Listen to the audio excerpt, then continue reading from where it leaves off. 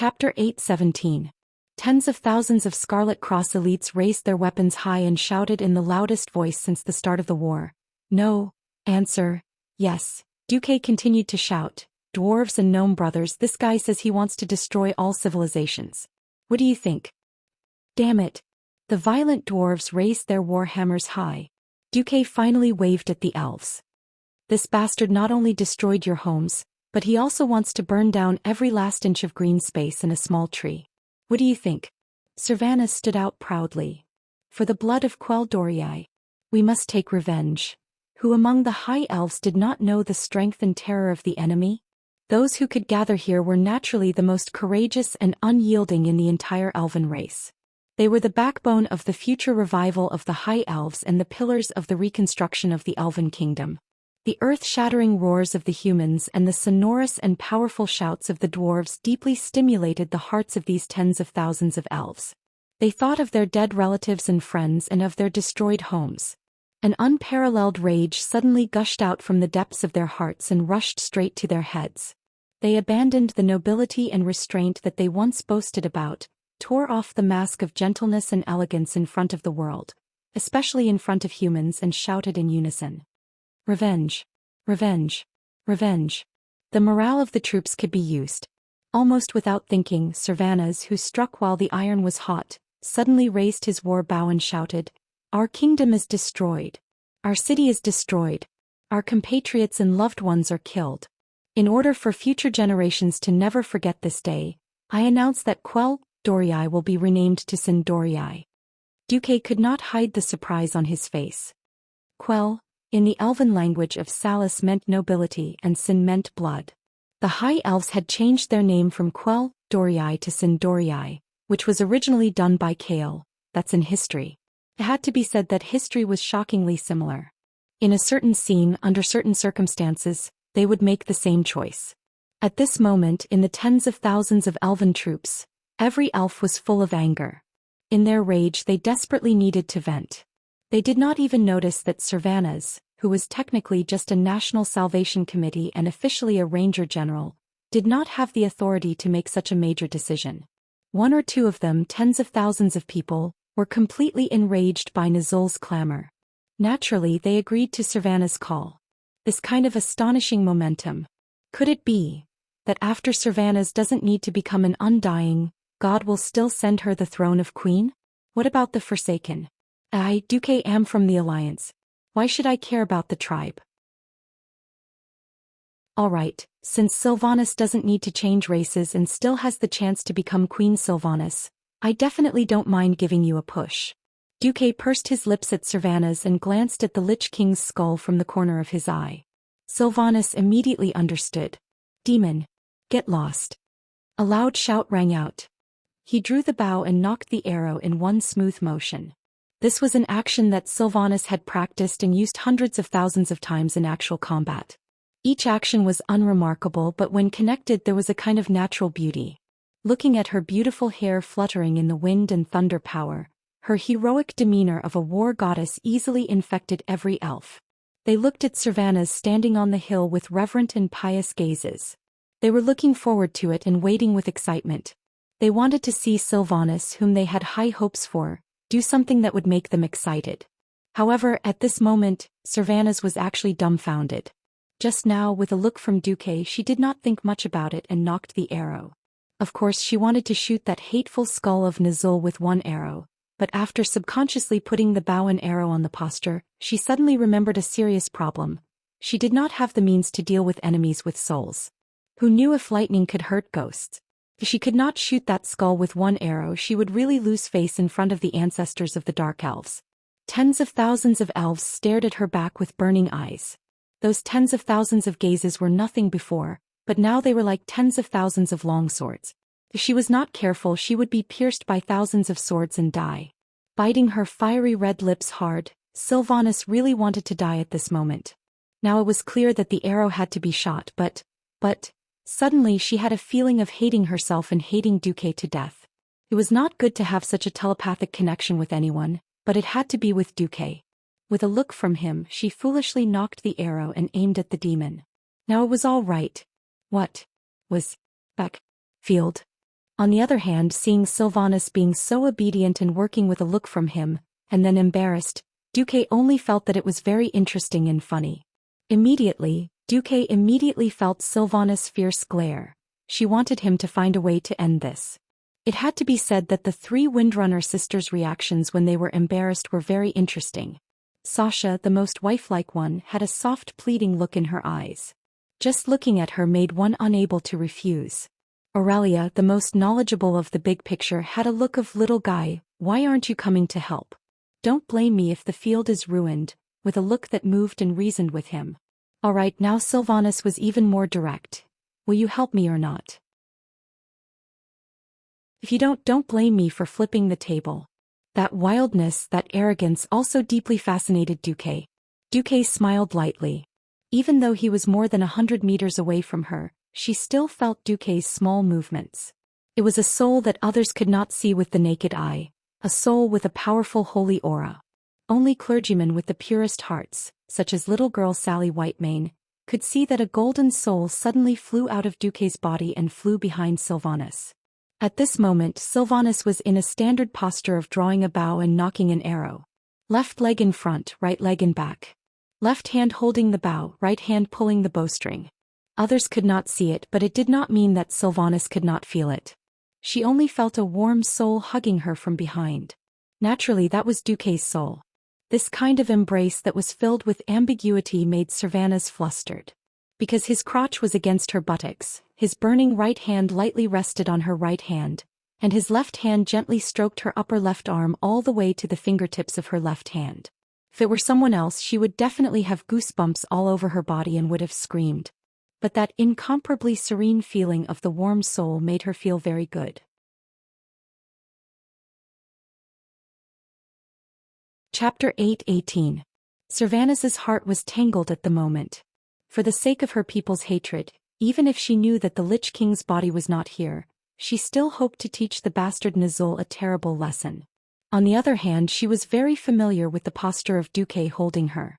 When her eldest sister and third sister practiced archery in the Elven Forest, Duque, the bastard, often harassed her sisters with this posture, saying something about a two-man joint attack. As a result, in the end, he could not help but give a lot of dog food to the one-handed dog. And 8 out of 10 times it would make a lot of paw-paw-paw noise, so Sylvanas, who had sensitive ears and eyes, had to run a few kilometers away. In the past, Sylvanas hated Duque to the core. She did not expect that now she would enjoy this treatment. Duque the bastard was still, no, match, smooth, hand. Sylvanas was going crazy. Of course she knew why. The 4 Windrunner sisters, except for the youngest Lilith, the first 3 sisters were about the same height. Of course there was a difference in size, but for Duque there was no difference. The most confusing thing for Sylvanas was that she used to be very disgusted, and she wanted Duque to get as far away as possible. However, it seemed that after he was saved by Dooku in the certain death situation of the sun-chasing royal court, he did not realize that his mentality had changed. Even though she was shy, even though she was a little annoyed, even though the integration at the soul level made her have an illusion of being seen naked, but the feeling was unexpectedly not too bad. She could not accept it from the bottom of her heart, but at least it was not uncomfortable. Clearly, her reason told her that this feeling seemed to be very dangerous, but her heart, her body, and her soul had a sense of anticipation to see what would happen next. Suddenly, the scene of her kissing Duque in a daze came to her mind. Damn it, what's wrong with me? Sylvanas cast a fierce glare at Duque diagonally behind her. Bastard, I will make you pay.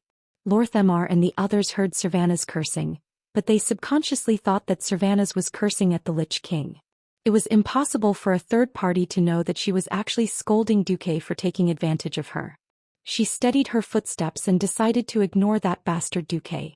Her eyes were only left with the ferocious and threatening large ice-blue skull in the air.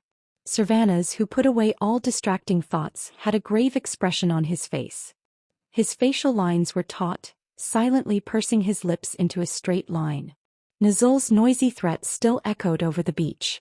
You mortals have no chance. You will all die. If you don't want your souls to be imprisoned under my throne and tortured for 10,000 years after you die, you'd better join me now. This is the last time I'm persuading you to surrender. Every elf stared at Sylvanas. At some point in time, This ranger general who had once left the elves had become the backbone of the surviving elves. Her every word and action would represent the whole of Sindorii. Now she would take this step. After this step she would throw the dice that would determine the fate of the entire elven race. Although he had already predicted her choice, no one knew whether the end of this path would lead to victory or destruction after placing the bet. Even so, at this moment, everyone still chose to hand the final decision to Servanas. Servanas subconsciously looked at the arrow flickering with lightning in his hand.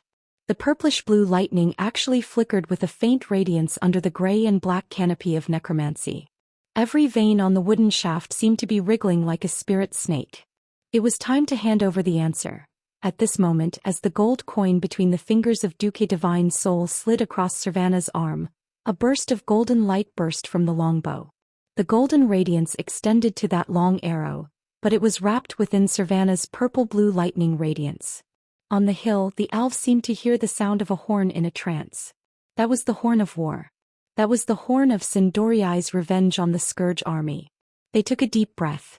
In the next moment, the long sound of the horn of war, which lingered on the beach and drifted between heaven and earth, accompanied by the sound of the bowstring, it officially sounded. A beam of light that represented the hope of the elves and even the entire alliance shot from the ground to the sky. It was like a ray of dawn that shone on the earth, breaking through the darkness and breaking through the dark clouds. At the same time, it shot the illusory skull that no longer had the support of the power of darkness. This arrow was like a signal flare. Then Dooku raised his arms high and allowed the mana from the Sunwell branch meridian to gush out towards the sky. Previously the arrow had only shot a hole in the cold, dark clouds. Now the energy of the Sunwell that Duque had activated was like a pair of incomparably huge hands that tore apart the dark sky and tore it apart. Long live the Alliance. Without needing Duque to give the order, Mograine immediately understood. He raised the Ashbringer, in his hand high up.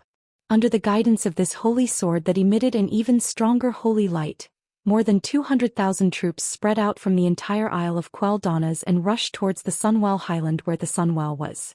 They had thought that after the Lich King extracted a large amount of soul energy from the undead creatures, there would be no more resistance on the island.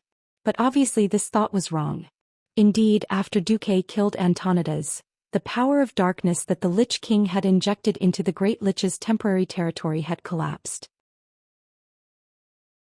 However, with the Lich King personally taking action, the remaining power of darkness was once again scattered in all directions.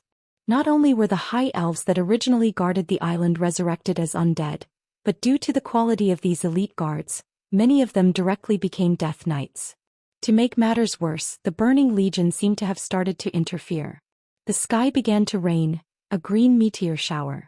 When they saw huge rocks wrapped in green flames falling from the sky, they first blasted a huge pit in the ground, then turned into human-shaped stone giants that were more than 10 meters tall and crawled out to attack the Alliance soldiers. A distant memory surfaced in everyone's mind. The veterans and generals who had experienced the second battle at the Dark Portal were no strangers to this scene. It was a huge demon summoned by a warlock, Hellfire. Such a terrifying demon was not something that could be defeated by conventional means. The most effective way to fight against Hellfire was holy light followed by magic. However, the hundreds of Hellfires that should have become the new focus of the entire battlefield were quickly ignored by the Alliance soldiers. This was because a huge black pillar of light suddenly rose from the Sunwell in the north. Everyone could clearly feel an evil will rising. It was the rebirth of a great lich. Chapter 8:19. More than 200,000 people, including the soldiers of the Ku Dailas fleet, who were anxiously waiting for the results of the battle, all subconsciously raised their heads and then their eyes widened. The black sun that rose slowly and finally hung alone in the sky made the entire Isle of Quel'Danas, no, almost the entire earth seemed to resonate with it and tremble slightly. It was as if the end of the world had arrived. Duque bared his teeth. Although he knew that Thizad was going to resurrect through the Sunwell, he vaguely felt that he had seen the same scene in those blinding magic blockbusters before he transmigrated. Under the illumination of the black sun, the incomparably huge base of the Sunwell rose. The next scene brought ultimate horror to Servanas and her compatriots. They saw Arthas leading a few figures towards the pool of energy that had allowed the glory of the High Elves to continue for thousands of years. Beside the most powerful Death Knight, one was real and one was translucent. Two figures were waiting for the Death Knight. Servanas recognized the guy at a glance, Dalkin Delethil. He was the one who first betrayed Kuel Salas. Then there was the Sun King, who saw that something was wrong. Dalkin's meticulously maintained hands were stained with even more blood than Arthas. Rage surged in Servanas's body. If not for Duque raising his hand to stop her, she might have rushed forward in a moment of hot-headedness. It was too late. There was a huge spatial barrier on the Sunwell Highlands, and it was impossible to reach it in a straight line. If one did not enter from the main entrance of the Sunwell Highlands, they would never be able to reach the Sunwell. The golden light of the Sunwell, which had not been completely polluted, reflected on Arthas's face, softening his facial features and even giving him a kind of artificial warmth. Then everyone noticed that Arthas had already inserted the infamous Frostmourne into the altar of the Sunwell.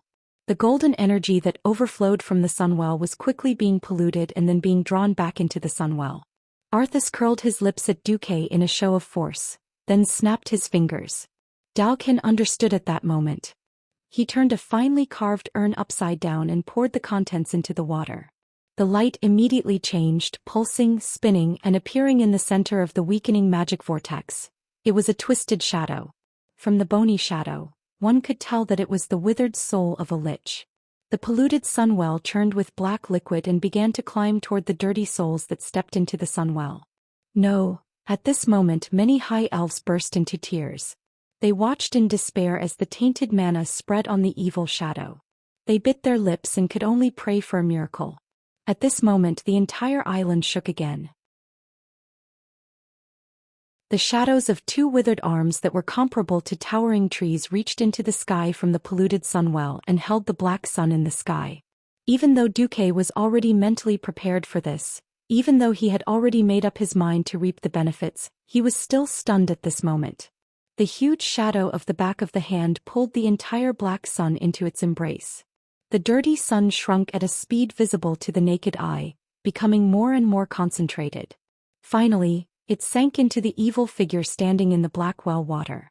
At this moment Kel'Thuzad's figure finally broke the boundary between soul and body, returning to the world of Azeroth.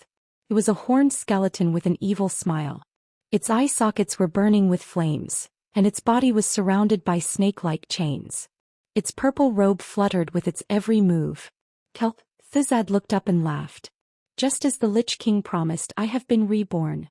He has given me true immortality.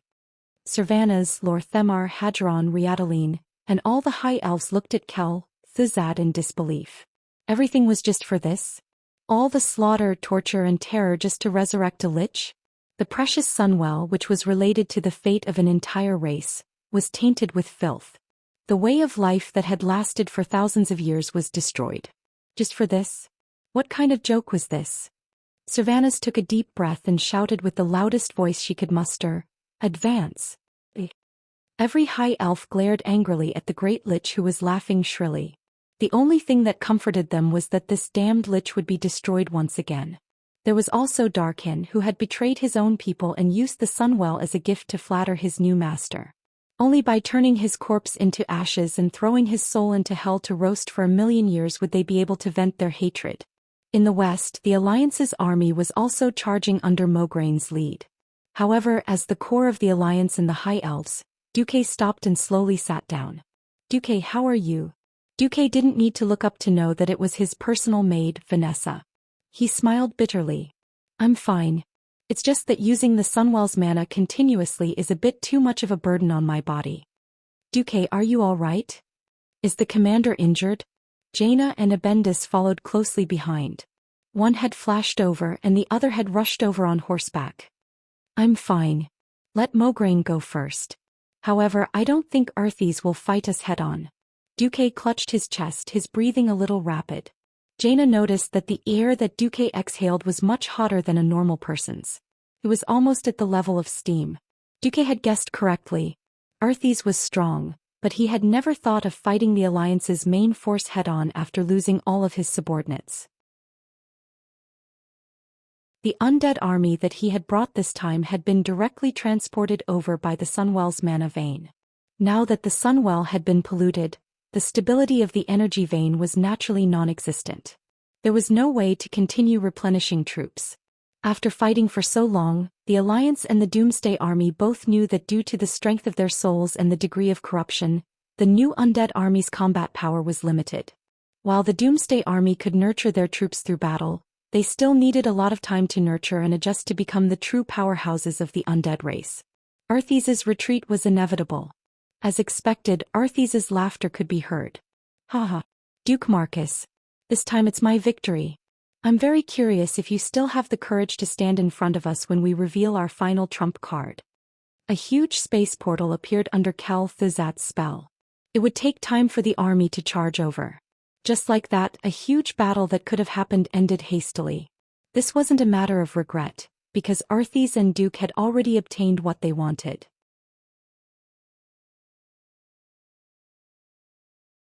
Chapter 8:20. The history of the Alliance could be divided into two stages. The first one was the Seven Kingdoms, which at the time seemed united but were actually divided as the core of the Alliance. The second stage was what Duke and the other players were familiar with. It was the fusion of many races and became more and more powerful. People often said that the old tribes were cruel and bloodthirsty. They slaughtered villages and cities everywhere they went. The old tribes that killed millions of humans were trash. In Duque's opinion, the old alliance, which was the former Lordaeron alliance, was not a good thing either. When the initial momentum of working together to fight against the Horde passed, the countries immediately became small alliances based on their own national interests. At that time, the seemingly fair but actually greedy leader, Tyrina's Menethil, led the way for his own interests. As the saying went, if the upper beam was not straight, the lower beam would be crooked. It was no wonder that the countries led by Kuel Salus and Gilnis could not take it anymore and left the alliance. It turned out that the High Elves in history had their own bad side, but Kael, that's led the Blood Elves back into the alliance and was looked down upon. Hence the Elves could not be blamed for that. If not for Arthas's Scourge army sweeping through the entire Lordaeron continent in the north and getting rid of those old bastard kings who occupied the latrine, there would not have been King Varian. King Varian, who was nicknamed King Varian by the players, would not have become a hero and leader of the alliance. The appearance of the Scourge army was a catastrophe. From another point of view, without the Calamity army, the public enemy of the world, there wouldn't have been a purer alliance. As for the Horde, if they were unhappy with the chief, they could challenge him directly. If they won, the chief's throne would be theirs. Those in the alliance would not be as violent as the Horde. Duque could not kill Anastrian, Tyrina's, or even Antonidas himself. This meant that Duque could only do it through Arthas's hands. Duque was very clear that this method was a little troublesome. It was much more comfortable to think about it from the other side. There was no rainbow without wind and rain. It was precisely because of Arthas's help that Duque could make a name for himself in the alliance. Standing on the hill of the Isle of Quel'Donas and overlooking the whole island, it was a mess. The attack of the Doomsday Army not only destroyed everything on the island, but also turned all the elite guards into immortals. No one dared to be careless with this batch of undead that had been resurrected by the Lich King. They had the clergymen specially clean the corpses with holy water and purify their souls before burying them. It wasn't a burial but a water burial, typical of the sea nation Cultivation. Thousands of corpses were neatly lined up on makeshift rafts and slowly drifted to the distant ocean with the power of the tide. On the shore, tens of thousands of high elves were sobbing. As the representatives of the alliance, Duque, Mograine, Abendis, and Servanas stood side by side on the rostrum, silently observing the ceremony. "Get ready to fire." Theron raised her hand and the rangers lined up on the shore shot the fire arrows onto the raft filled with flammable materials.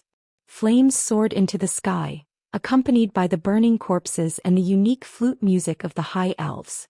The boys and girls of the High Elves held each other's hands and sang a mournful requiem. The dead were gone, but there were still many important things for the living to do. In the largest military tent of the Alliance, everyone's shoulders were under heavy pressure, and they felt as if they couldn't breathe. "First of all, we thank the Alliance for forgiving the past and allowing us, the High Elves, to return to the embrace of the Alliance. Here, the entire Kuel Salis National Salvation Committee formally expresses our deep gratitude to the Alliance. Servanas and the few remaining big shots bowed deeply to Duque. The High Elves also knew that now that the Well of the Sun had been polluted and the entire kingdom had collapsed, they would really be wiped out if they didn't hold on to the Alliance. At the very least, they had to show enough respect. Fighting against the evil Calamity Army is something that every living person on the continent should do. I hope that Kuel Salis can quickly sort out its internal affairs and send elite troops to join the Alliance. The Alliance urgently needs the power of the High Elves Rangers and high-level mages, Duque replied in official language. Where is the Alliance going to attack next? Orthamar asked first. Duque glanced at Mograine and the other Lordaeron people beside him and nodded. We will first go south through the Long Song Forest and meet up with the army of Turayan and Sidon Dathrahan. Since we can't protect the entire continent, we must at least ensure that the plague does not spread further. Recently, it has been called the Eastern Plague Lands. This is not just for the people of Lordaeron but for everyone else.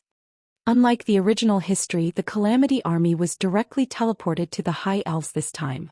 Instead, the holy city of Stratholme was saved. Since Duque's main force was the Scarlet Cross, he naturally had to follow the will of the people and protect a small part of the old Lordaeron territory. At this time, Abendis also reported, now the entire Tirisful Glades and Silverpine Forest have been occupied by the undead. According to the latest statistics, we conservatively estimate that there are more than 5 million undead in the old Dalajan territory, and we can't rule out the possibility of more than 10 million. Also, the proportion of mid-level and high-level undead seems to be gradually increasing. This number made the High Elves' faces twitch. How many soldiers could the Alliance muster now? Including the poorly trained militia, 1 million was the most they could muster. Not every soldier could fight as well as the paladins. It would be a miracle if they could muster 1 paladin out of 100 ordinary soldiers. The numbers in front of them really made all the living despair. Fortunately, most of the undead were zombies and skeleton soldiers, and there were not many ghouls. If they were all Death Knights, they might as well just kill themselves and pledge their loyalty to the Lich King. Abendis continued, it's not that there is no good news. Our former chief commander, His Excellency Anduin Lothar, has reappeared. He led Bolvar Fordragon's Stormwind main force and has already met up with the main force of the Iron Furnace Fort. They are preparing to launch a cross-sea attack and a bridge attack to recover the Earthy Highlands. The situation was very clear. The big shots of the Alliance hoped that in the near future, the two armies would meet up, one from the northeast to the southwest. The other was south, and then they would meet up in the Dalajan territory to drive the Calamity Army out of Lordaeron. Only Duque sighed. There was no need to go through so much trouble. As long as Archimonde escaped, the war in Lordaeron would come to an end. He deliberately opened up the entire western line of defense of the entire continent, just to let Arthas and Archimonde quickly leave. The pointless discussion soon ended. A new shock appeared. Servana's expression changed several times. What? You want me to be the queen?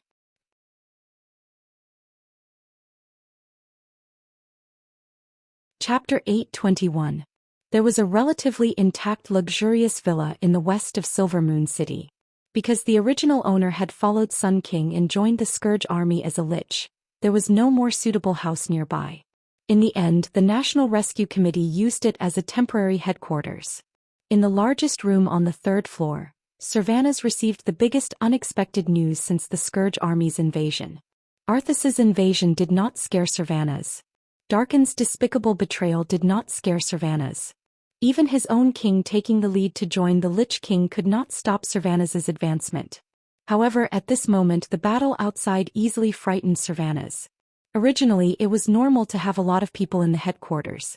However, with Sun King's betrayal, the prince's exile, and the Silvermoon Council's complete collapse, all the situations in the entire kingdom had to be gathered here for approval. The injured needed treatment.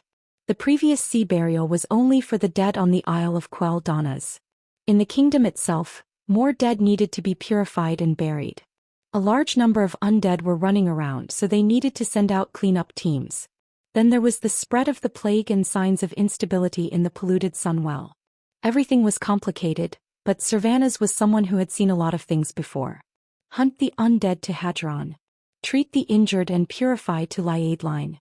Search for the remaining enemies to his fourth sister. The internal affairs were left to the smartest lore, Themar. The Scourge army had destroyed almost everything. The entire Kuel Salis lacked everything. Medicine, food, tents, clean water. If you lack anything, just go to Duque and ask him for it. Tell him that I said it. Servanas showed off her power and it really worked. Even though the elves were so anxious that they almost used robbing, the Alliance's quartermaster pinched their noses and accepted it. After all, Servanas was the rumored sister-in-law of Duque. For 3 consecutive days when the situation in the country was stabilized, Servanas, who hadn't slept for 3 days and 3 nights, was suddenly startled by the shouts coming from outside. The elves of the National Rescue Committee were also shocked. Servanas took the lead to rush out with his longbow and short sword. In the end, he saw an extremely shocking scene. Many elves came from all directions and they all came to the small villa. Lady Servanas Windrunner, can you come out for a second? We need your leadership. At a glance, there were at least 2,000 to 3,000 elves here and the number was still increasing. Servanas directly stabbed his dagger into the wooden railing of the balcony on the 3rd floor, shouting domineeringly, "If you need instructions, I believe you've already received clear instructions. If there's anything you lack, you can tell me or every member of the National Salvation Committee. If you're confident in your abilities, you can also recommend yourself to join the National Salvation Committee. What are you guys doing here? We still have many compatriots who need your help and rescue. Our kingdom needs the strength of each and every one of you. No, we need you." A ranger captain stood up. Servanas recognized him. Devon had been with her for more than 1,000 years. He had fought trolls, fought orcs and fought against catastrophes. He could be said to be a veteran on her side. Servanas was also stunned to see him come out. Devon continued to shout, "There's a rumor that after you've quelled the troubles of the kingdom, you'll return to your fief in the elven forest." Servanas was suddenly stunned. She really hadn't thought about this in the face of a national crisis.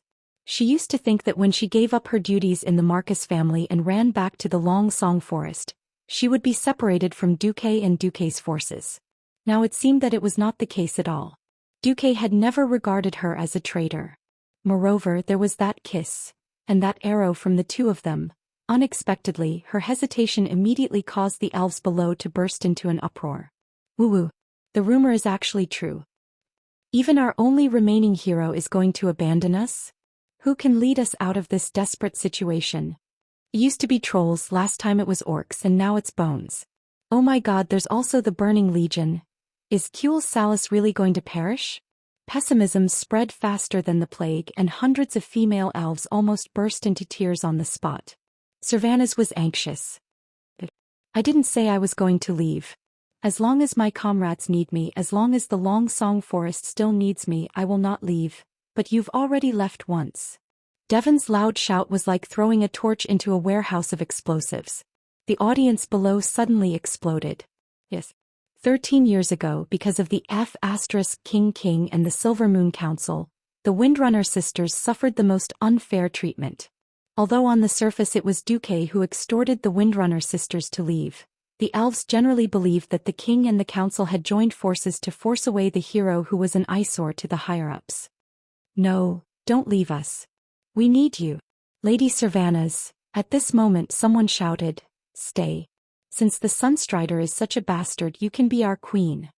This sentence seemed to wake people up from a dream. "His queen. This is a great idea. Why didn't we think of it?" "Yes. Queen, queen, queen, queen. Long live Her Majesty Queen Servanas. Long live Her Majesty Queen Servanas." Unknowingly, the elves shouted more and more in unison. The number was spectacular and the scene was shocking. In the beginning there were dozens of people, then hundreds and finally thousands of people shouted in unison. Their voices were so loud that they resounded through the sky. This huge sound wave even spread out of Silvermoon City to the open space outside the city that was full of tents. In just a few moments, even outside the city, people shouted, "Long live Her Majesty Queen Servanas," at the same time. At this moment, Servanas was dumbfounded. From the moment she decided to come back to save the country, she didn't think about it anymore. To Servanas, protecting her motherland and her beloved forest was as natural as eating and drinking. She never thought that she would one day sit on the supreme throne because of this. In her imagination, power was something extremely distant. After all, when she came back, she had the entire Silver Moon Council and the Sunstrider father and son above her. Who would have thought that she would one day ascend the throne that everyone looked forward to? She was frightened. He was really frightened. She had faced countless powerful enemies and wandered between life and death more than once. She had never felt such fear toward trolls, orcs, or even great Lich Anastrian who had once been her king. At this moment she was truly frightened. She shrank back like an ostrich. She quickly retreated and closed the door to the balcony in one smooth motion. Escape was shameful, but it was useful.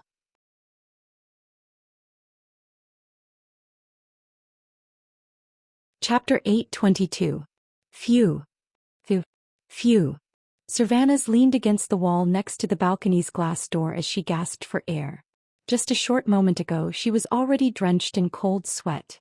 Sweat stuck her beautiful blonde hair into clumps and bean-sized sweat droplets flowed down her sexy collarbone and toned chest, all the way to the deep ravine. If Duque was here at this moment, he would definitely have a feast for his eyes. Unfortunately, at this moment, there was only Lilith, who had just returned to rest. Lilith tilted her head and with a blank expression she blinked and said, "Second sister, what are you afraid of? They won't kill you. Is being a queen so scary?" This joke was very cold and Servanas was awakened by this cold joke. Oh my god, what was I afraid of just now? Following the voice, the call of Her Majesty Queen Servanas became louder and louder. Lightly biting her red lips, Servanas used a very awkward reason to dodge her sister's question. A windrunner should never be bound by anything? Bound.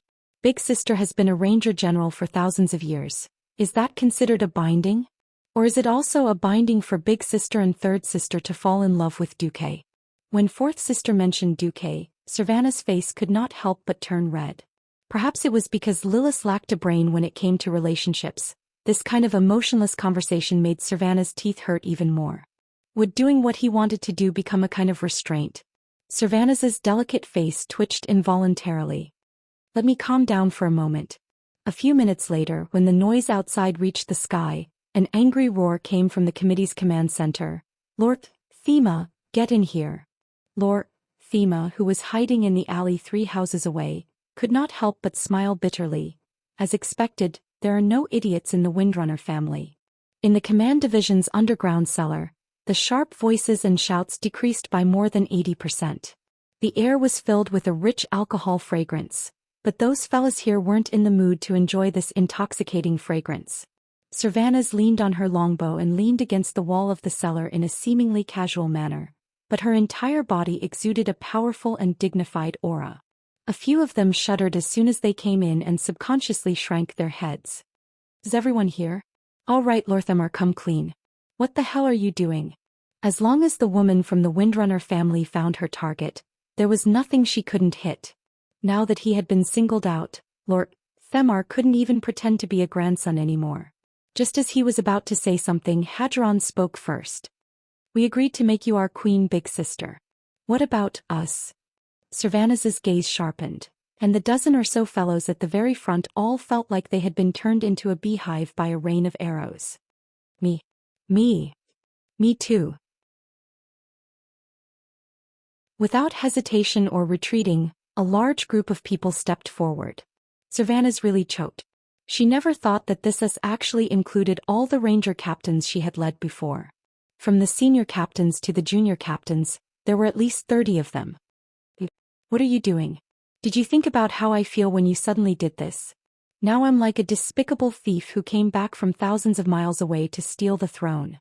She punched the wall of the cellar with her small fist. With the addition of the strength from the well-tempered hero-tier body, this punch cracked the wall as if it had been smashed by a meteor hammer. A spider web-like crack spread out half a meter. Instead of retreating, Hadron took a step forward and said loudly, "Thief? How could there be a thief in the Windrunner family? Big sister, you're the one who's underestimating yourself now. We're not forcing you." Hadron interrupted. "We didn't see any thief. Did you see?" With a wave of his hand, the surrounding area was immediately filled with the aura of 100 responding to a single call. No.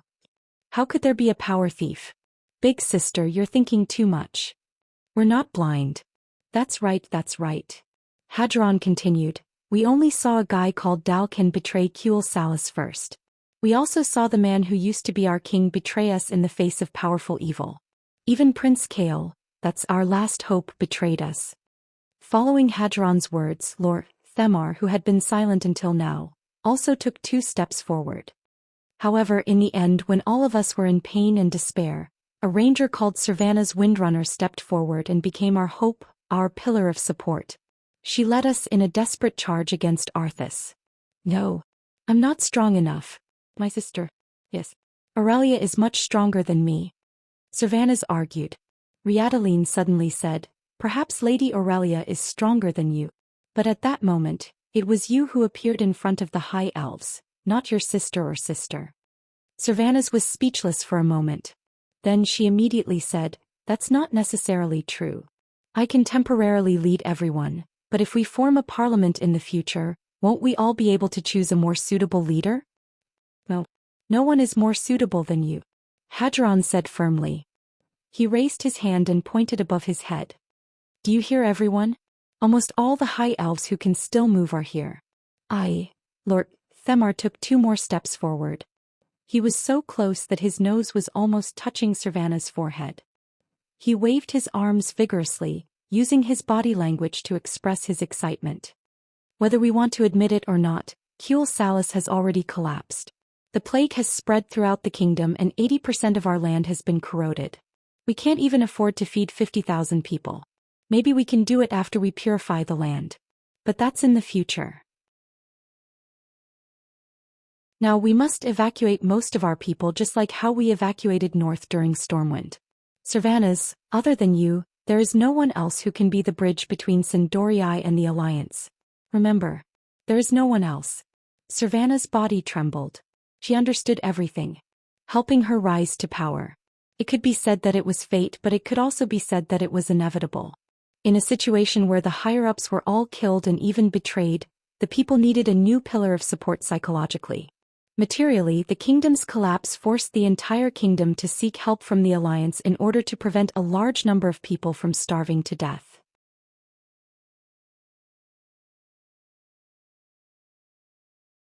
Chapter 8:23. For thousands of years, the High Elves prided themselves on their nobility and pursued a high degree of isolationism and xenophobia. Not to mention the constant friction with Lordaeron, even the other humans and the Dwarf Kingdom didn't give them any face. It wasn't to say that they had the whole world as their enemy, but they had offended a lot of people. The High Elven Kingdom's favorability with other countries was in the negative. It didn't matter when the High Elven Kingdom was strong, but now that the High Elven Kingdom had collapsed, the High Elven Kingdom didn't have a good time either. If the High Elven Kingdom was fine, even if Xianxia and his family collapsed, the High Elves might be able to get more material support. But now Lordaeron was almost destroyed. Less than a third of its original vast territory was left, the so-called Eastern Plains. Of course, more people now called it the Eastern Plague Lands. The Dalajan Kingdom was also destroyed. 1/3 of its mages ran away. None of the former members of the High Elven Kingdom had a good time. Ultrarak zombies ran all over the mountains. Stromgard also collapsed, Torrential Fortress fell, and even King Galen was turned into an immortal. Gilnis. At first, Gilnis still had the Greymane Wall and continued to play isolationist. During the first Dalajan battle, Duque sent messengers to Gilnis for help, but was rejected by King Xian Greymane. However, the Scourge didn't let this isolated country go. One of the main forces attacked the Greymane Wall when Duque was trying to evacuate the people of Lordaeron. The latest news was that King Xian was forced to use Archmage Erigel to fight against the invasion of the Scourge, summoning werewolves. Although Erigel's werewolves seemed to be repelling the invasion of the Scourge, they also attacked the surviving people of Lordaeron and Gilnis in the Silverpine Forest. Moreover, the werewolf virus was spreading among them. The members of the High Elven Kingdom couldn't even take care of themselves. How could they have the energy to care about a race that was originally extremely xenophobic in the far north?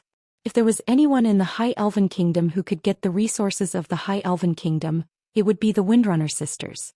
As everyone knew, the Windrunner's eldest and third sisters were about to change their surnames to Marcus. Originally, the Ranger's goddess, Sylvanas, seemed to have escaped from Duque's demonic clutches. Unfortunately, it was soon proven that it was nothing more than a beautiful illusion. The two of them kissed in front of the Sunstrider royal court stairs. Although it seemed like an illusion and he couldn't see it clearly, how could an advanced ranger's perception be fooled so easily? Moreover, if it was really nothing, as the Grand Duke of Stormwind and the highest commander of the Alliance, why would he take the risk to save a random ranger general? I don't have a close relationship with Duque. Sylvanas seemed to be on the verge of breaking down, but he still tried to defend himself. This time no one refuted her, but everyone had an expression that said, "I don't care if you believe it or not, I don't believe it." Fortunately, Lord Themar and the others had been with the Windrunner family for many years. He knew their personalities very well. The other guys still wanted to persuade them, but Lord Thema stepped on the brakes. All right.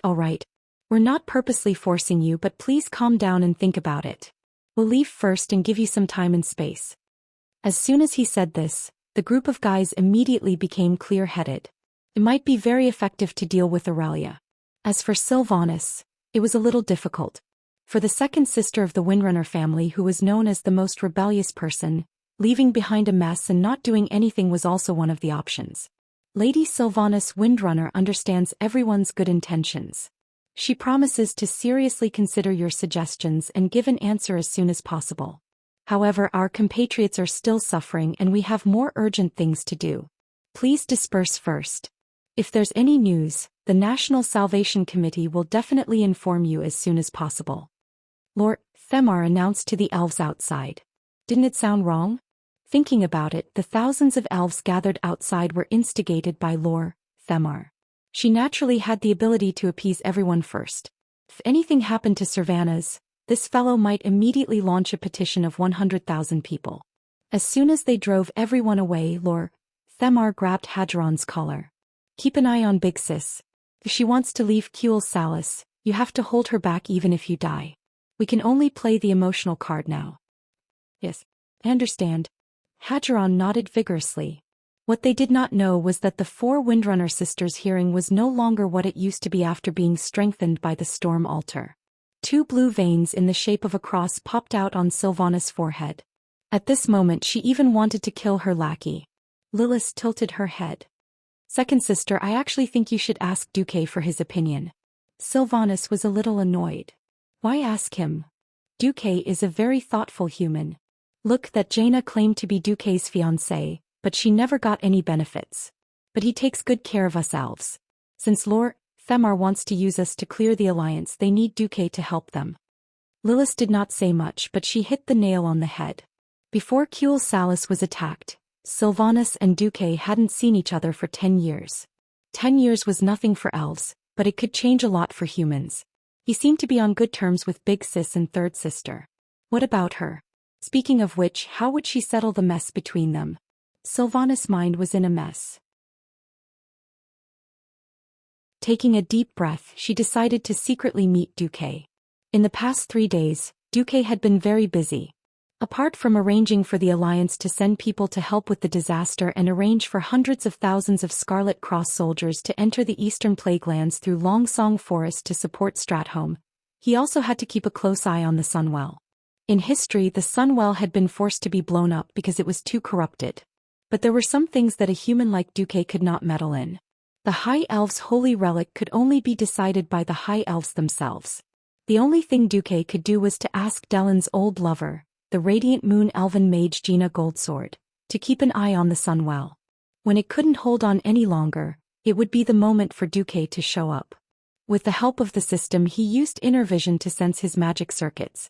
The circuit had more than doubled in size compared to before he came to quell the loss.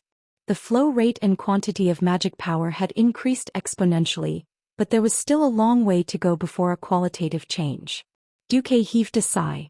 I just have to wait for the Sunwell. Suddenly Vanessa knocked on the door. Master, Miss Sylvanas wants to see you. Huh. Duque was slightly stunned.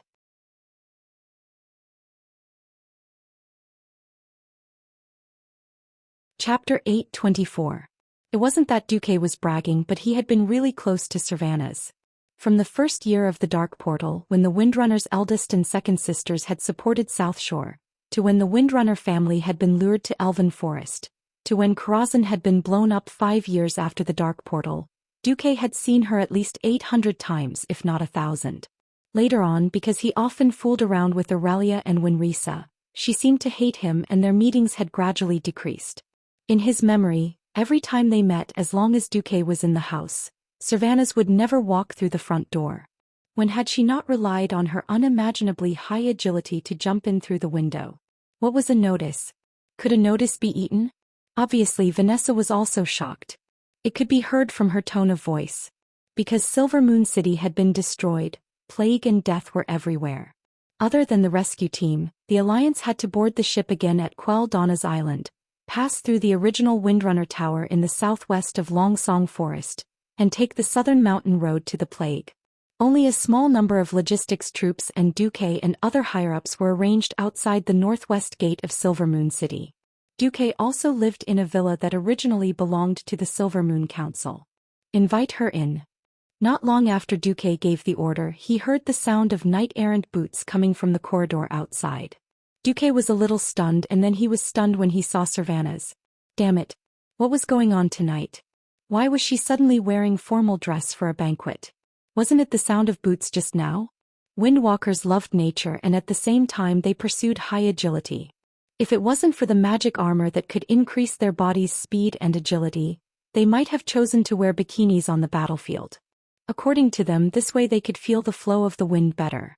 So seeing the sexy and exquisite collarbones, the Windrunner cleavage and the soft and bouncy waist, it was a blessing for Duque, and almost became the stereotype of the 4 Windrunner sisters in his mind. Suddenly seeing Sylvanas wearing formal clothes, Duque was not used to it. Although it was still very amazing. The black low-cut fishtail skirt paired with a white blouse made her look both solemn and sexy. She seemed to have washed her hair in order to meet Duque, and her blonde hair was put up in a neat bun. The only thing that gave Duque a headache was that ladies usually wore low-cut dresses. In order to prevent their chests from looking too empty, they would wear a necklace with gemstones or something. What was the meaning of Sylvanas wearing a Dark Portal Warrior's badge as a necklace? After Vanessa opened the door for her, Sylvanas looked a little embarrassed. She stood in the doorway, dignified and impeccable, except that the fingers of her hands, which were neatly placed on her abdomen, were furtively pinching each other with the fingers of her right and left hands. Duque smiled awkwardly. I heard that time means nothing to the High Elves. If you could treat my room as your own like you did 10 years ago, perhaps you and I would be more comfortable. Then, should I go back and change my clothes now? Duque's face was full of embarrassment.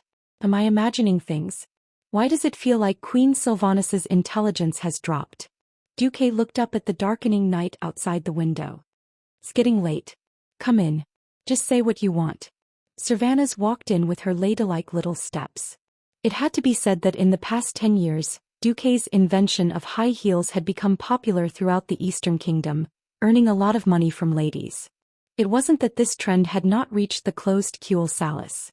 It should be said that high heels were a rare case of human cultural invasion. At this moment, Duque looked at Sylvanas in ranger boots and evening dress and felt that it was a little out of place. What's wrong with me? The female ranger seemed to be extraordinarily sensitive. Taking care of her complicated emotions, Duque snapped his fingers. Vanessa, pick a pair of things from box 7. Not long after, the now mature maid elegantly presented a pair of black high heels inlaid with glittering glass ornaments. Sylvanas's face turned red. Because she only wanted to come back and fight, she didn't even bring a pair of shoes for the banquet. She had been preparing for battle the moment she returned to the forest.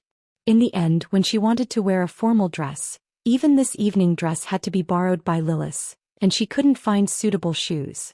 She knew at a glance that the shoes would definitely suit her. She was a little angry. It was obvious that the shoes were for her sister, since all 3 sisters had the same size. Vanessa explained calmly, I didn't know when the 2 matriarchs would return, so I brought a lot of their things when I came to meet Master. But since you are sisters, I don't think you'll mind. Sylvanas glared. She wanted to say, I mind, but she didn't have the strength to do so. She wanted to change herself. It was indeed impolite to wear an evening dress with long boots, but she immediately gave up. Women's evening gowns in this era, be it elves or humans, all had a characteristic, and that was the insanely narrow waist. In order to accentuate a woman's slim waist, it was definitely enough to shift a woman's internal organs when it was tightened. Her waist was thin in the first place, but with Lilith's help she couldn't even bend herself. She could only ask Vanessa to help her change into the high heels with a bitter smile. After Vanessa left, only Duque and the hot black tea that Vanessa had just served were left in the room. She took a sip and calmed herself down, but she didn't know where to start. As if her brain was cramping, she suddenly said, "The High Elves seem to want to make me their queen." She regretted it almost as soon as she said it. "Oh my God. What am I saying? Am I showing off?" Duque smiled. "That's right. The elves are very lively. I can hear them from half the city ruins." Taking a deep breath, Sylvanas finally said loudly, "Do you have no opinion on this?" Even she didn't know why, but she seemed to care a lot about Duque's opinion. Duque smiled calmly and replied without malice, "Well, do you want me to congratulate you? Well, congratulations. Your passion and loyalty to the kingdom have finally won everyone's approval." The calmer Duque was, the more Sylvanas felt like he couldn't hold back his emotions. Not knowing what to say, she suddenly said, "Are you really capable of prophecy?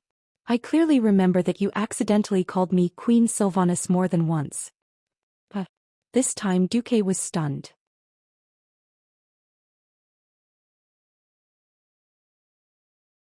Chapter 825. If a person wanted to lie, there were two kinds of people he could not hide it from. One was his enemy who knew him better than he did, and the other was the people around him. From the end of the second battle of the Dark Portal until the second invasion of Nizul, Duque had lived a happy life.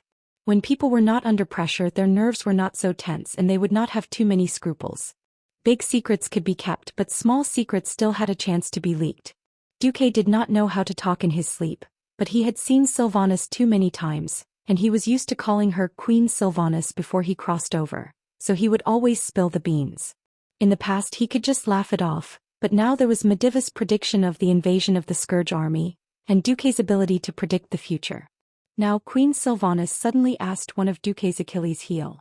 There was no point in denying it. For a person with such amazing intuition, any disguise would be seen through in an instant. Duque flung his robe, revealing a sage-like appearance. He looked serious and Sylvanas was stunned. It was 36 years ago on a clear and cloudy night. The clock was at 13:61 and I suddenly heard a rumbling sound. It was the sound of the sky. Suddenly, a very pleasant neutral voice sounded in my ear, and it told me a shocking secret. That is, after 36 years, Sylvanas Windrunner will be crowned queen. Duque began to talk nonsense with a straight face, and at first he did frighten the queen. Although Queen Sylvanas's intelligence at the moment was a little touching, she immediately came to her senses. There were too many things to complain about. In this world, Duque's official announcement to the public was that he was only 19 years old before he disappeared.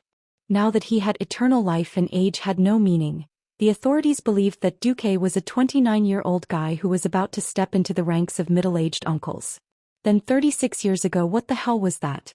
13:61 at night? The sound of the sky? Are you sure it wasn't me being struck by lightning? What secret? Sylvanas was furious. He subconsciously rushed over and grabbed Duque's collar. "Duque, you bastard. Enough. I'm asking you a serious question. How dare you brush me off?" But she soon realized that something was wrong. Her actions were too unladylike and too intimate. If they weren't very close, how could they grab each other's clothes so casually? She wanted to apologize on the spot, but the index finger of a mage's hand gently pressed against her red lips. A second later, Duque replaced the magic finger with his right index finger. Duque shook his head. "You don't need to apologize. Don't you think this is the original you? I don't remember estranging you to this extent. But you and big sister and third sister disappeared for 10 years. I almost forgot about you. Moreover, I have also returned the territorial documents and the aristocratic badge. I betrayed the Marcus family. In the field of politics, This could be said to be a very serious betrayal. In the human world, the allegiance of hereditary nobles was eternal. Unless the great lord voluntarily removed the title of nobles, or there was absolute evidence that the lord was dead and the next lord announced the removal of allegiance, this monarch and vassal relationship was permanent. In fact, even if the great lord released the person, such a removal would be regarded as a disgrace to the lower nobles. Strictly speaking, it was the right thing for the Marcus family to scold Servanas as a traitor and launch a crusade against her. Duque said slowly, "Betrayal? I don't remember Eluhia, who acted as a director for me, issuing a notice that you are a traitor to the family. I also don't think an elf who defends his country and hometown is a traitor to his country and people. It was me who abducted you and your sister by small means. You just did what you had to do." This was already a classic example of repaying evil with good. In that situation at the time, so what if he was the hero of Cule Salis? He slapped the Sun King and the Silvermoon Council in the face. So what if Big Sister proved that she was right? Wouldn't he still have to make things difficult for him later? He might even find a reason to torture him to death. At this moment, Servanas finally couldn't help but cry out. Unconsciously, she cried out and threw herself into Duque's arms, crying non-stop. "Bastard! Why are you so good to us sisters? Why are you so good to me after you have big sister and third sister? Bastard! Bastard! Bastard! Did you foresee all this and then do it on purpose? You deliberately came to save me at the most critical moment and made me confused. You deliberately took the opportunity to make me a queen or something. Well, Queen Servanas, at least you got a lot of it right. How is it possible? I am not a god." Duque smiled bitterly. The original history of this world had been messed up by him. It seemed that Queen Servanas still became a queen, but she was no longer the forgotten queen of death. Who would have thought that after saving Servanas she would still have such a queen's life? She couldn't be the queen of the Forsaken, but was determined to be the queen of the High Elves? In all honesty, I don't have the ability to persuade your old subordinates. I haven't even come into contact with them. Heroes were all terrifying existences with amazing intuition. Feeling that Duque wasn't lying, Queen Servanas seemed to feel a little better. She lowered her head and fell silent. However, when she raised her head a few seconds later, Duque was startled. It was because what appeared before him was a Servanas whose gaze was like lightning, his gaze sharp, and not the foolish girl from before who was in a complete mess. She took a deep breath. "Well, Duke Marcus, I have to admit that for the past 10 years, I have been looking for a partner stronger than you, to surpass Big Sister and Third Sister. This idea was wrong." Her eyes seemed to have a magical power that attracted Duque's gaze. "I refuse to admit my heart. This is the demon in my heart that prevented me from improving for more than 10 years. Well, I now announce that I, Servanas Windrunner, have fallen in love with you, Duque. Even if this may be a mistake or the result of someone's calculation, my feelings at this moment tell me that I really have fallen in love with you." Queen Sylvie admitted it so openly and took the initiative to confess. Duke was surprised but also made his heart beat wildly. Wait. Before you answer, I must ask you to answer my question seriously." Servanas suddenly rolled up her skirt, pulled out a dagger from the inside of her thigh, and pressed it against Duque's neck. "If you answer wrong, I will probably kill you on the spot and then kill myself to accompany you." Servanas was so unyielding, and her momentum was so shocking that it directly frightened Duque.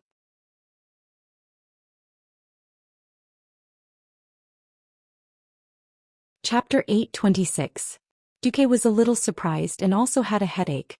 Sure enough, should he say that Queen Sylvanas deserved to be called Queen Sylvanas? Brave, rebellious, and full of wisdom. In history, Queen Sylvanas could protect her home and defend her country. She risked her life to stop Arthas in the Long Song Forest. In the end, she was killed because she could not defeat him. She was even turned into a banshee of death and finally became the Queen of the Forsaken. She could be crazy about what she was determined to do. On the other hand, she seemed to be very reserved when it came to feelings. He had known Sylvanas for 15 years, but Duque had never felt that she liked him. Although he was a bastard from time to time, he would accidentally show off their love and abuse a single dog like her. But heaven and earth could testify that Duke really did not have the intention to deliberately abuse her heart or seduce his sister-in-law. As for saving her, Nonsense, if he really let her die in Kuel Salis, Aurelia and Sasha would come back and hate him for the rest of their lives. Who would have thought that after saving her he would immediately kiss her with a heavenly thunder and earthly fire? In fact, at the moment in front of the sun-chasing king court, Duque was distracted. Damn. I have been through so much hardship to be reborn here and I have worked so hard to be a hero. Do I still want to be a single dog for the rest of my life? I already have a pair of sisters, in for a penny, in for a pound, in for a pound, in for a pound. They are the famous 3 Windrunner sisters. Duque was ready to beat up the 3 sisters. But Queen Sylvanas' staunchness was a little unexpected. Duke took a deep breath and with the mentality of resurrection he ignored the dagger on his neck that was moving up and down along with the pulse of his neck. He replied seriously, "Ask me and I will answer truthfully. Maybe the answer will not be what you think, but I promise this will be the answer from my heart." Sylvanas gently bit her lips and shifted her gaze away for a moment. She then immediately stared back at Duke. "Do you love my eldest sister and third sister?" "Yes." Duque did not hesitate. "I heard from Lilith that they just can't come back to Azeroth for the time being. What will you do when they come back?" Women's words were often full of traps. At this time, Duque had no choice but to ignore these traps. "I will love them as always," Duque said resolutely. Almost instantly, Sylvanas' eyes that could speak were filled with tears. It was a pair of eyes that were about to cry. She bit down hard on her lips. She bit down so hard that blood started to seep out from her red lips. She took a few deep breaths and her beautiful chest rose and fell. She said with a trembling voice, "Then do you like me? I mean the romantic kind." "I like it," Duque said decisively. Sylvanas was overjoyed at first, but immediately retracted his ecstasy with a little fear. His face turned cold and he raised his long eyebrows that were unique to high elves. "Then what am I? What do you like about me? Do you like the fact that I have a similar figure as Big Sister, or do you like the fact that I look like Third Sister? What are you doing? Like all 3 of us at the same time? Or do you like all high elves? Are you afraid that you will only be a substitute for the older or younger sisters?" Duque's words hit the nail on the head, immediately making Sylvanas' entire body tremble. "I think not." Sylvanas couldn't help but tilt her head away, not daring to look into Duque's burning eyes. Duque gently used 2 fingers on his left hand to clamp the dagger's edge, moving the dagger away. He gently used his left hand to wrap around that elastic little waist, while his right hand hooked Sylvanas' chin, forcing her to look him in the eye again. Duque smiled. "That's Sylvanas who cares about our sisterhood. That's Sylvanas who shoots down enemies on the battlefield with her bow and arrow. That's Sylvanas who swings her long legs on the eaves of my house without any misgivings. That's Sylvanas who didn't hesitate to give up glory, splendor, wealth and safety for the sake of her hometown. That's Sylvanas who are willing to sacrifice themselves to save their own kind, giving up their freedom. I like every Sylvanas so much." When Duque said this, Sylvanas' entire body seemed to have been hit by the petrifying spell of love. Her whole body was stiff and unable to move. Only her heavy breathing and intense heartbeat told her that she was still alive. "There was once a sincere love placed in front of me, but I didn't dare to confirm it. I didn't dare to ask and in the end I missed it. There is nothing more painful than this in the world. In the past 10 years I have been secretly regretting it. If God can give me another chance I will say 3 words to that girl. I love you. If I have to add a time limit to this love I hope it is 10,000 years. The trick was not afraid of being old-fashioned, the key was that it was effective. The signature trick of Stephen Chow, which had been used by countless people before Duque's transmigration, still had the shocking lethality of a supreme love saint here. When Duque said this, Sylvanas' emotional defense began to collapse. The incomparably resolute Queen Sylvie, who seemed to be ready to die at the slightest disagreement, had lost all her strength at this moment and collapsed in Duke's arms. Every inch of her skin that was exposed to the air was flushed with embarrassment and unbearable redness. The red lips that once spat out sonorous words were now only left with gentle gasps. She no longer dared to look at Duque. She tilted her head to one side and finally, almost struggling to ask, "You haven't answered me yet. What are you going to do with us sisters?" Humans can only have one legal wife, right? There are 3 of us. Also, don't you have a fiancé called Proudmoore? Diana. That was also a problem. However, as a king of the harem mode, Duque was not afraid of any of this at all. Duque replied domineeringly, "At most I will marry all of you sisters. Laws are made by humans. It just so happens that because of the years of war, human males have suffered heavy casualties. I will go back and change the alliance's laws to allow polygamy. As for Gianna, I hate political marriages that have no emotional foundation. No one can force me to marry a woman that I don't love. Well, nothing more than an abuse of power. This feels so good." "Really?" Cervantes asked tactfully. Duque did not notice that Queen Sylvanas' eyes suddenly flashed a trace of slyness. "Of course." Duke slammed the table and replied in an imposing manner. At this moment there was a very abrupt knock on the door. It was the voice of the goddamn bastard maid Vanessa. "Master Marcus, Miss Gianna Proudmoore has come to visit. Because Miss Proudmoore is your official fiancée, I took her directly to the door. Would you like to see her?" Already at the door, still not see her? Damn it. Looking at Queen Sylvanas, who was smiling like a flower in his arms, Duque's heart at this moment was filled with 10 billion curses. Damn it. You joined forces to trick me?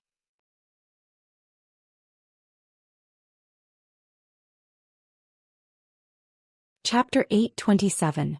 Duque was too careless. He was really too careless. As the saying goes, lust is like a knife above your head. In fact, the system elf did not use a mark to tell him that Jaina was approaching. At that moment, with a beauty in his arms, who the hell cared about the sensor's green data?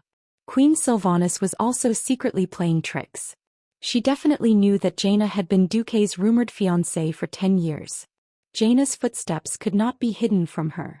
Even though she had just lost her mind, her senses were still many times more sensitive than Duque's when she was so close. She clearly wanted Duque to say it himself. Looking at her, blinking her watery and sly eyes, it was clear that she was using her eyes to say, "You said it yourself, I didn't force you." But her face was full of a cunning smile. Duque really wanted to pull open Queen Sylvanas' pants to see if there was a devil's tail behind her butt. She must be a succubus spy sent by the Burning Legion. That's right. That's right. Duque could only grit his teeth in anger. Damn it. He had transmigrated to this world for so long that he almost forgot that Queen Sylvanas was quite two-faced in the original history. She tried to persuade Sasha to give up her life and become a forgotten one with her or something. Duque was speechless. And that damned maid Vanessa, needless to say, she who had been with Kalia for 10 years, was at least not on Jaina's side. I'll deal with her later. But the most important thing now was to deal with Queen Sylvanas. Trying to trick me before even getting started? No way. This kind of evil must be resolutely dealt with. Duque looked like he had no choice but to give up.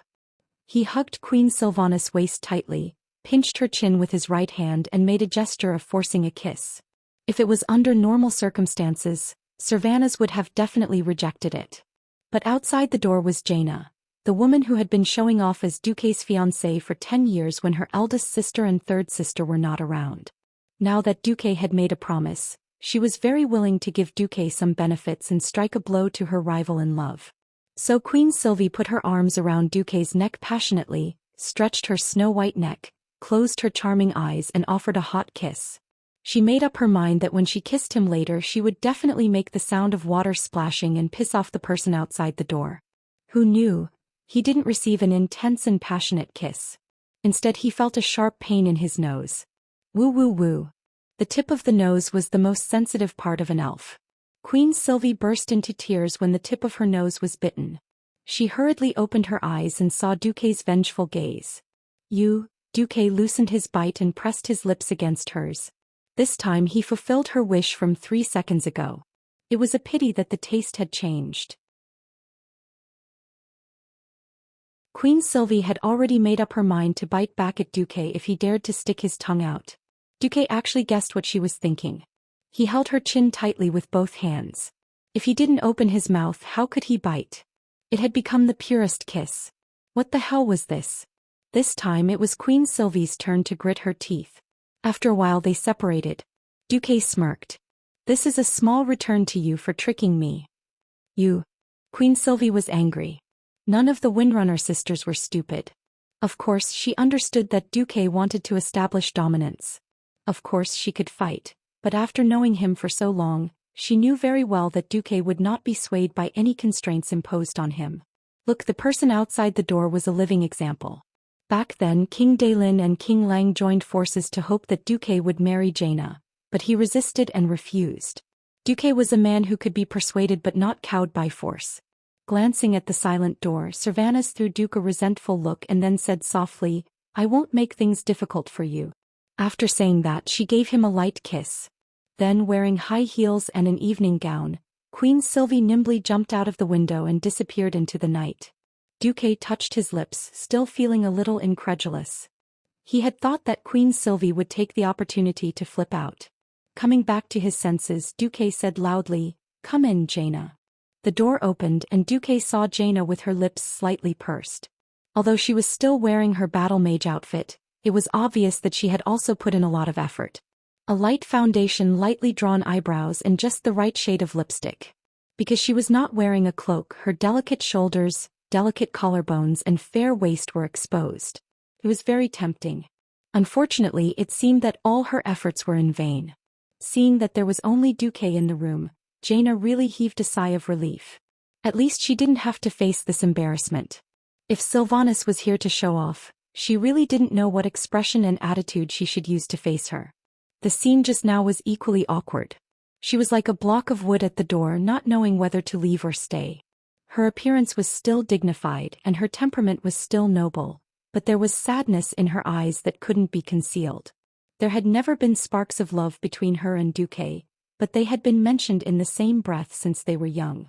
It wasn't just a political marriage. Ever since Jaina could understand, she knew what kind of fate she would have as a princess. To be honest, the long years of education in the palace had made her accept her fate early on. She used to be close to Earthies, but it was only a small adjustment under the premise that her fate didn't change. Unfortunately, fate seemed to be playing a joke on her. Earthies, whom she had favored back then, had fallen from a holy knight to a death knight, killed his father and ended his own kingdom. Kale, that's who had also been considered, had chosen the wrong side and was exiled by his own people. He was about to be sent to the Dark Portal to guard the borders of the world. Even Garen Trollbane, who she didn't want to marry the most and had a bad reputation, and was one of the candidates for her husband, had now died and become an undead without a backbone. After going around in circles a few times, Jaina, who was forced by her father and the entire upper echelons of Cultivation to marry, was left with only one choice: Duque. Fine. After all, Duque was a Grand Duke who was the focus of attention, a great hero and the commander of the alliance. Marrying Duque was at least not a loss on the surface. She gained face but suffered a loss. Since ancient times, most of the children of the royal family had been like this. Now that Duque had returned, he actually declared that no one could force him to marry someone he didn't love. Speaking of which, that was indeed the case. Whether it was Stormwind or Cultivation, they couldn't do anything to a genius like Duque who was above the country. Now it was even more exaggerated. Whether it was Duque as a Breaking Dawn Archmage or the commander of the Alliance, either of these two identities couldn't do anything to him. Not to mention that there seemed to be a queen and an elf who was about to become a queen trying to steal her husband. Then what about her, who had been holding the title of Marquis fiancé for 10 years? Without any words, 2 lines of clear tears flowed down Jaina's beautiful face.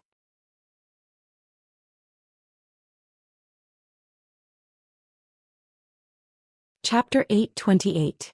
Duque had imagined many scenarios, such as Jaina throwing a tantrum at him, Jaina trying to reason with him, Jaina bringing Dailin over to suppress him.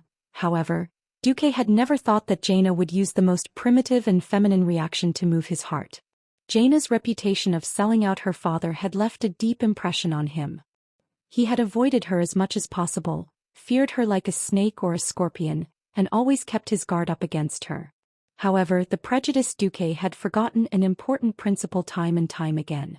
While a person's nature was important, experiences were the core factors that shaped a person's personality. For example, children who had experienced domestic violence or grew up in a single-parent family would easily distrust their family. Another example would be children who had failed in everything they did since they were young. They would lack confidence when they grew up and would never have the ability to lead. Jaina's life path was very different from history. Although she was still not favored by her father Dailin in this life, And Crown Prince Thenreed already had a son. She would never be able to inherit the throne of Cultivation. However, she did not have to act like a social butterfly, flirting with idiots and rich men. All she wanted was a future. Lucia had personally confirmed that Jaina had been very dutiful in the past 10 years. She did not even have a male dog by her side, much less a lover. The only things that kept her company were magic and business. She's still a virgin, Lucia had said temptingly at that time. Duque smiled bitterly. In this era where people had to get married in their teens, Jaina had undoubtedly become an old lady in the eyes of the world because she carried the title of his fiancée. Before Duque's transmigration, it was not uncommon for women to get married in their 30s. After all, there were many single men. In the circle of humans in Azeroth, she was at the level of an old hag. Even though Duque knew that Jaina's ambition was not here, gossip was a fearful thing. Duque suddenly felt guilty when he thought of this, and looked at the 2 streaks of tears on Jaina's face under the gentle light of the magic lamp. I'm sorry, I didn't notice how you felt. I was being inconsiderate. I wanted to keep my private life separate. Jaina lowered her head weakly and looked at her toes. Then she quickly raised her head again. Duque couldn't read her complicated eyes at all. Gianna clenched her fists tightly, her whole body tensing up. In the next moment, an almost hysterical roar erupted from that sexy little mouth. I've been working hard to fall in love with you, Duque. But I've been your fiancé for more than 10 years in vain. I've always been thinking about how to change myself so that I can be more pleasing to you. But your heart has always been rejecting me. You haven't even given me a chance to start. You've already ruthlessly cut off all possibilities. With tears in her eyes, Jaina moved her trembling body and stepped forward with her left foot. After I found out about you and Miss Aurelia and Miss Sasha, my court tutor told me that as long as the title of your wife belongs to me, I must pretend not to see anything. This is the rule of the nobles. Not to mention other kings, even my father did it. Then the right foot. Yes. I wasn't an adult then, but from that day onwards I told myself that I had to endure it. I made myself a good student. Because that was the only time you wouldn't be wary of me. Then the third step. Jaina was less than a meter away from Duque. She could clearly see every curve of shock on Duque's face. Since I was a young girl until I became an adult, I've always been thinking about how to win your heart. Oh God of the sea, I was very depressed for a long time. Because my tutor and I started to think that you only liked high elves and not human women. The fourth step. The distance between the two was less than half a meter. 10 years. I waited for you for a full 10 years. A woman's golden and most beautiful moment was spent waiting. In order to avoid the torment in my heart, I didn't dare to read any romance novels. He even specialized in ice element magic. I spent almost all of these 10 years in the library and in the laboratory. The fifth step. At this point, the two could almost smell the hot breath coming out of each other's nostrils. But you came back. Suddenly, just when the whole continent needed you the most, the great hero Duke Marcus came back. But when you came back, you accepted Lucia Barev. That expression of a woman in love, no matter how you pretended that nothing happened, you couldn't even fool the guards. Only then did I know, oh, so you like human women too. Duque's Adam's apple moved a little. At this time, the tip of Jaina's nose was almost touching the tip of Duque's nose. It was a pair of infinitely sad blue eyes. First it was Countess Lucia, then Queen Kalia, and now Queen Sylvanas. How can I continue to pretend that nothing has happened? I can't take it anymore. Please tell me, what did I do to make you so disgusted and reject me? Even if I lose. Even if you cancel my fiancé status. Can you give me a reason to let me know why I lost? Phew, Duque let out a long breath and sorted out his thoughts.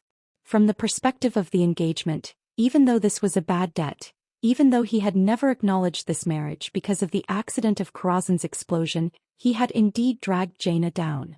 And the women he had offended were getting more and more powerful. In the past he could still pretend that she was his secret lover and not see it. But then the queen came out one after another as if she did not need money. If the engagement was broken, Jaina, who had no marriage partner, would not have to worry about being captured by Daelin and locked up in the palace for the rest of her life. But now that the Dalajan had been destroyed, it was understandable that Jaina would feel great pressure and indecisiveness. Jaina, no matter what, this is a bad debt. From the perspective of a noble, This is already unsolvable.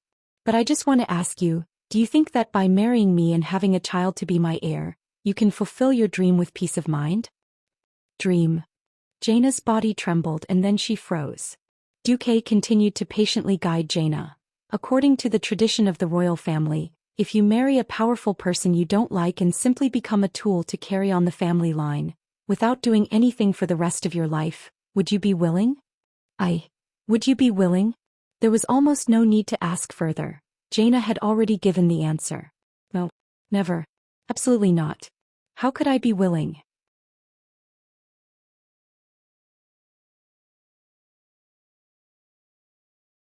Chapter 8:29. As the saying went, beauties were picturesque. In the eyes of an artist, a beauty's every frown, smile, cry, or throw a tantrum could all be included in a painting. There were many famous beauties in the world of Azeroth. In terms of looks, blonde hair and blue eyes, which were very common here, did not add much to Jaina's score. In terms of figure, there were many women who were more voluptuous than Jaina. In the Alliance, no one was more famous or controversial than Jaina. Perhaps everyone often criticized Jaina's talent as a social butterfly. Or perhaps she sold her father and pretended to cry. However, it could not be forgotten that she was the one who promoted the first alliance between the Horde and the Alliance and participated in the Battle of Mount Hyjal. In that battle, the heroes of Azeroth faced Archimonde, the boss of the Burning Legion. He was a terrifying existence that surpassed a single alliance, Horde, and the self-enclosed Night Elves at that time. To be able to make a cross-faction alliance and personally go to the battlefield in front of a great enemy, it had to be said that Jaina's courage and boldness at that time were absolutely top-notch. Unfortunately, no one was perfect. Later in history, Jaina turned evil and did stupid things. That was another matter. Admittedly, Duque could marry her and use the righteous title of a legal husband to suppress Jaina and have sex with her. Then they would have sex every day and get pregnant. Then they would have to carry 2 or 4 babies every 3 years. When she joined the reincarnation guerrilla force and had babies everywhere, Duque did not believe that she would not become useless. However, history had changed greatly. Duque believed that after giving Jaina a strong dose of medicine back then, Jaina would no longer be so close to the orcs. Similarly, from the age of 13 to adulthood, the environment in which she grew up had been greatly purified. Now that Duque controlled the lifeline of the Alliance, Jaina should be controllable. So it would be a waste to cripple Jaina.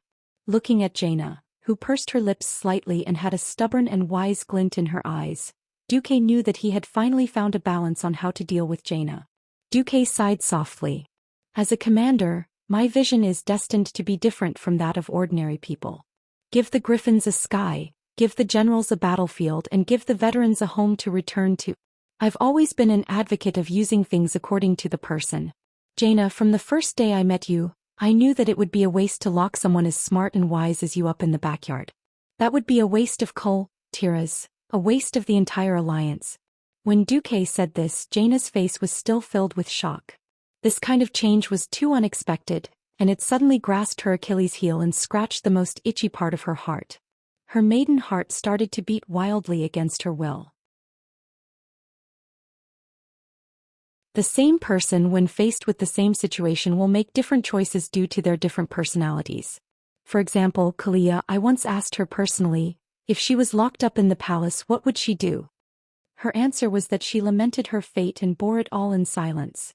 Hence, when the historical Kalia fell, she did not choose to come out and claim the throne. Because she was locked up for more than 10 years, although she did not speak, she hated her father, Tarinas. Instead, she lived in seclusion until the Burning Legion invaded a few decades later. When she was middle-aged, she came out again. When Duque mentioned Kalia, Jaina was undoubtedly deeply touched. Because, at the same time, there were not many princesses in the various human kingdoms. Jaina, you are different.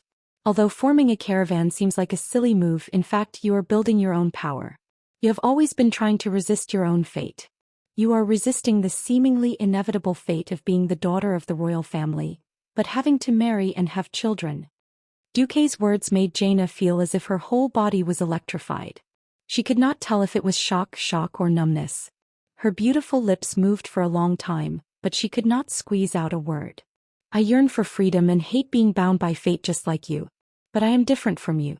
I am not of noble birth, and I do not have the mindset of sacrificing myself for the family.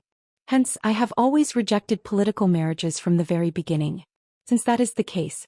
Duque paused and took out a stack of documents and passed it to Jaina. Jaina took it in a daze. It was a list of refugees. This is. The northern continent of Lordaeron has been destroyed. Especially the former territory of Lordaeron.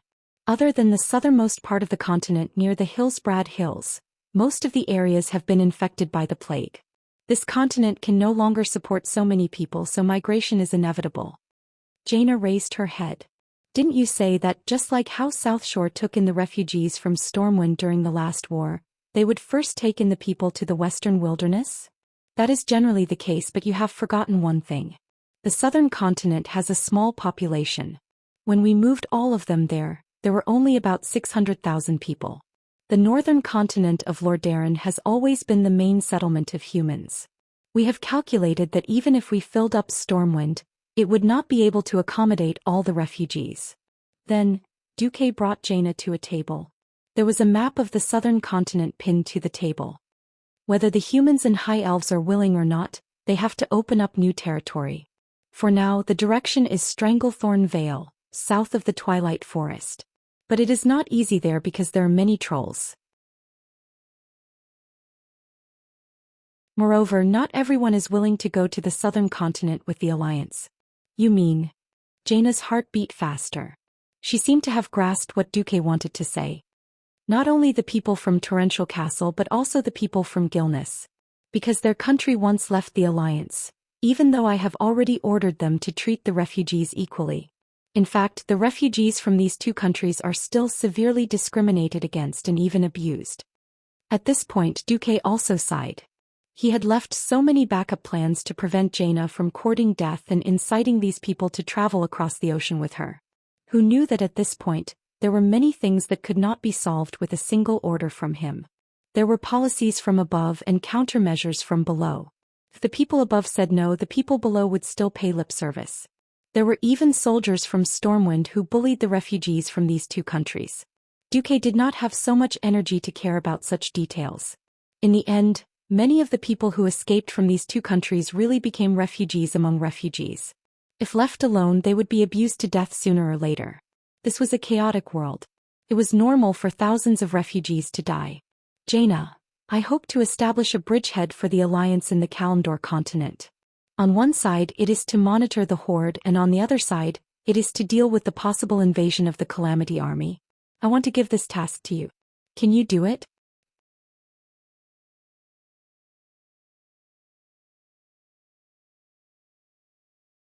Chapter 830. In the past 10 years, Jaina was not someone who had been through the trials and tribulations. After all, she had not experienced the Battle of the Dark Portal, so she could not be considered to be independent. At best, she was only involved in some small side business. In history, she had participated in the investigation of the plague with Arthas before the outbreak of the cataclysm. She had also experienced the massacre in Stratholme. She was completely mature. Although she had the title of a Dalajan counselor given to her by Duque, she was still a rookie who had not been through the baptism of war. It was impossible to say that she was not nervous. However, building a bridgehead for the Alliance across the continent was something that even the elite pioneers might not be able to do well. She did not believe that she was being biased. She did have a plan for Theramore, but it was based on the premise that Medivh's prophecy came true and the situation of the entire Rotterdam collapsed. Medivh's prophecy was now half correct. The scourge was strong, but with Duque's efforts, the situation was not beyond redemption. Now the Alliance and the scourge were evenly matched. When the situation collapsed, no one would say anything about how she brought the refugees away. At the very least, she saved a large group of people, didn't she? If the situation did not collapse, she would take a large number of refugees away from the Eastern Kingdom without permission when the Alliance organized a large number of refugees to go south. This was undoubtedly a betrayal to the Alliance. Not to mention her father Dai Lin would not let her go. If Duque sent her there as the Alliance commander, it would be a completely different matter. Not only was it legitimate, but it also meant that she would have strong support. Theramore was definitely a place that was far away from the Emperor. If she managed it well, she would be a queen in the truest sense. She would be able to jump out of Kurtira's restraints. If she was more ruthless, even Duque would not be able to control her after she gained a firm foothold. This prospect made her, who had long been restless, unable to suppress the excitement in her heart. How about it? Jaina, are you willing to do this job? Jaina was stunned by Duque's question for a full 3 seconds before she came back to her senses. She replied almost hurriedly, yes. Yes, of course I'm willing. The last word was practically roared out. Duque smiled. In his heart he couldn't stop laughing. Theramore was a giant pit. When the relationship between the Alliance and the Horde was good, Theramore could make do with it. If their relationship wasn't good, who had ever seen a lion living next to a tiger's den? Now the Night Elves were a group of self-enclosed xenophobes who were still muttering "Long live the forest." Someone had to show the existence of the human race. Since he was going to send someone over anyway, he might as well send Jaina, the experienced technician. Anyway, with the trauma of almost being killed by the orcs at a young age, Duque was really not afraid of her sincere cooperation with Sal. Moreover, since Duque dared to bring it up, he must have a backup plan. At this moment, if Jaina was a man, then the scene before him would be a typical scene of a king and his minister enjoying each other's company, and a gentleman dying for his bosom friend. If Duque's body trembled, Jaina would have kowtowed to him. Well, the above content is a little classical. But Jaina was so happy that she almost fainted. You really support me to prove myself? Aren't you afraid that I'll screw it up? I haven't proven myself in any field. I only know a bit of magic. Jaina covered her heaving chest. Well, it was quite pleasing to the eye.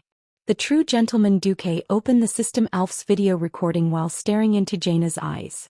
Duque smiled faintly. Isn't this good for you, for me, for the refugees, and for the Alliance? You want to start a career. I don't want a political marriage that I don't like. The refugees need a sanctuary. The Alliance needs a pioneer to monitor the Horde. Since it's good for everyone, I can't think of any reason to refuse. What Duque said made sense. As smart as Jaina was, she actually couldn't find any flaws. But my father, I'll take care of His Majesty Daelin, Duque agreed immediately. A political marriage was just a part of a political exchange. As long as the bargaining chips were sufficient, it wouldn't be a big problem.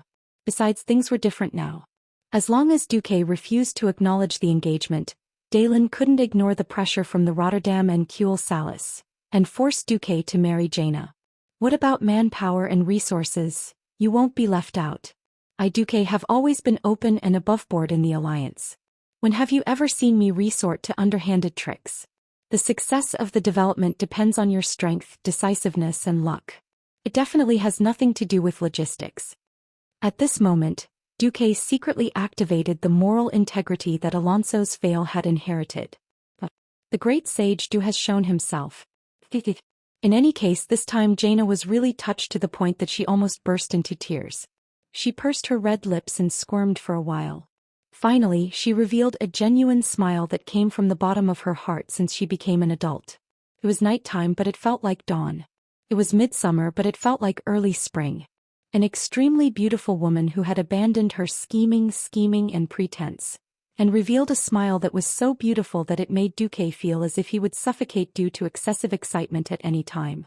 Her bright eyes smiled, and her smile could topple a city. At this moment, her beauty would last forever. Thank you, Duque. Duque lowered his head, feeling a little embarrassed. You're welcome.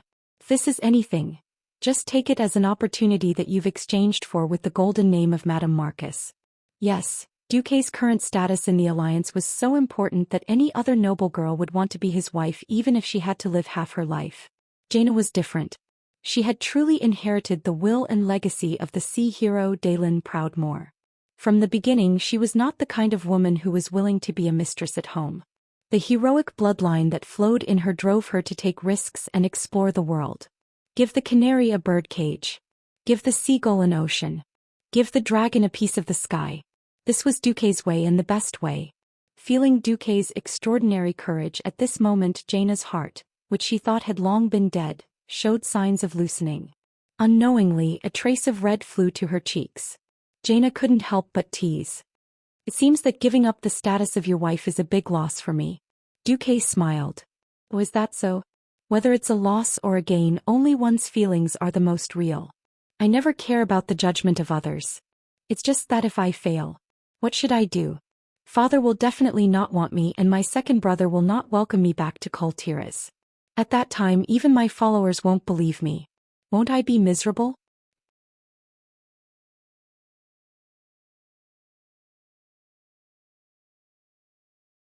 Chapter 831. At this moment Duque smiled. If it was Servanas who was still a high elf he would definitely stick to his heart and move forward. But Jaina was too smart and good at judging the situation. Before calculating victory she would first calculate defeat. That was how people like her were described. Her undying ambition drove her to be restless. On the other hand she was also afraid of failure. In a sense this also meant that she could not be the real boss. Who had ever seen a boss who was overcautious and could still achieve great things? According to the laws of horror anime or television series before Duque traveled to this world, people like her would not live to see the second episode. Duque smiled. At this time what Jaina needed was a little encouragement. Duque knew this but he was angry and wanted to tease Jaina. The Daoijin will definitely be rebuilt. In the future Kirin Tor will be very important. Jaina did not show any weakness. She tilted her head a little slyly and smiled. I am already a Kirin Tor. Duque knew that Jaina would not be moved by what she already had, but he played dumb. Then there is no problem. He was up to no good. Jaina was not stupid. Suddenly Jaina opened her arms and hugged him. Her movements were very slow. So slow that even if Duque was an ordinary person he could have dodged 100 times. But her eyes were telling Duque, if you don't let me hug you I will regret it. Duque gritted his teeth and let Jaina do as she pleased. It would be a lie to say that he was not excited when a beauty hugged him. Duque could clearly feel the roundness and softness of the two magic peaks. It was different from the Windrunner sisters. This was another kind of extreme. The elasticity of a female ranger that had been trained for a long time was not something an ordinary woman could have. On the contrary, Jaina's soft, shape-shifting touch was something that even the Windrunner sisters could not learn. Even through the clothes he could feel the smoothness. This was definitely another kind of depravity. Jaina Proudmore. Are you sure you're not a succubus spy sent by the Burning Legion? At this time Jaina suddenly breathed into Duque's ear and said in a soft, sweet voice, I have a treasure that I have kept for 27 years. I have never let anyone touch it. No matter what happens from the past to the present to the future, this treasure of mine will only be left for you. However, this treasure has a shelf life. I'm afraid that after 30 years, it will deteriorate and people will look down on it. So, can I trouble you to come and take it when you're in a good mood or have time within these 2 years? Holy shit. There was actually such a mysterious treasure in this world. Moreover, it's a treasure that only belongs to me? Then no way. If I enter a treasure mountain and return empty-handed, then I am not Duque. My honest and reliable husband. A gentleman of honor, Du Moke. How could he not happily accept such a treasure? Duque knew what Jaina was thinking. If she couldn't be his wife then she could be his lover, right? With Duque as her backing she would be much more at ease. This wasn't Jaina playing Duque with an empty promise. As long as Duque was willing, the treasure would immediately be in his hands. And it was the kind of magical treasure that no one could take away once it was taken. Thinking about it, Duque was speechless. Unfortunately, the next moment Duque came to his senses. He had just been tricked by Queen Sylvanas a few minutes ago, so he deliberately changed the System Elf's detection mode. Then at this moment the System Elf's red text prompt was, detected a female human and a high elf near you in listening mode. Faster thief. Listen to hell. If Vanessa, who was eavesdropping outside the door, reported it to Kaliel, and then Queen Sylvanas would fly into a rage, and it would directly turn into a civil war in the Alliance. All of a sudden, all of Duque's primitive impulses were gone. He didn't know where to put his arm, but he finally hugged Jaina in a very proper posture. I'm not such a heartless person. If someone treats me with sincerity I will return the favor with sincerity. The Marcus family's territory is quite large. Not to mention a Radiant Moon Wizard Tower. Even a Breaking Dawn Wizard Tower wouldn't be a problem. Jaina was naturally willing to take away Jaina's treasure now. Firstly, it wasn't the right time and secondly that would put Duque at a disadvantage. Unknowingly, the atmosphere had instead turned into a faint sense of warmth. In a sense, it was also beyond Duque and Jaina's expectations. No one had thought that the atmosphere would become so subtle. Was this considered above friends but not yet lovers? Jaina left with a satisfied expression. Duque felt bitter. Originally he still had the fire that Jaina had stirred up.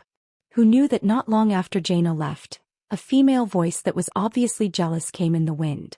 Oh little brother Duque, I also have a magical treasure here. However, unlike the treasures of humans, the treasures of us high elves have a long shelf life. I don't mind keeping it for 1,000 or 800 years. You can go look for those treasures that have a short shelf life. Don't worry about me.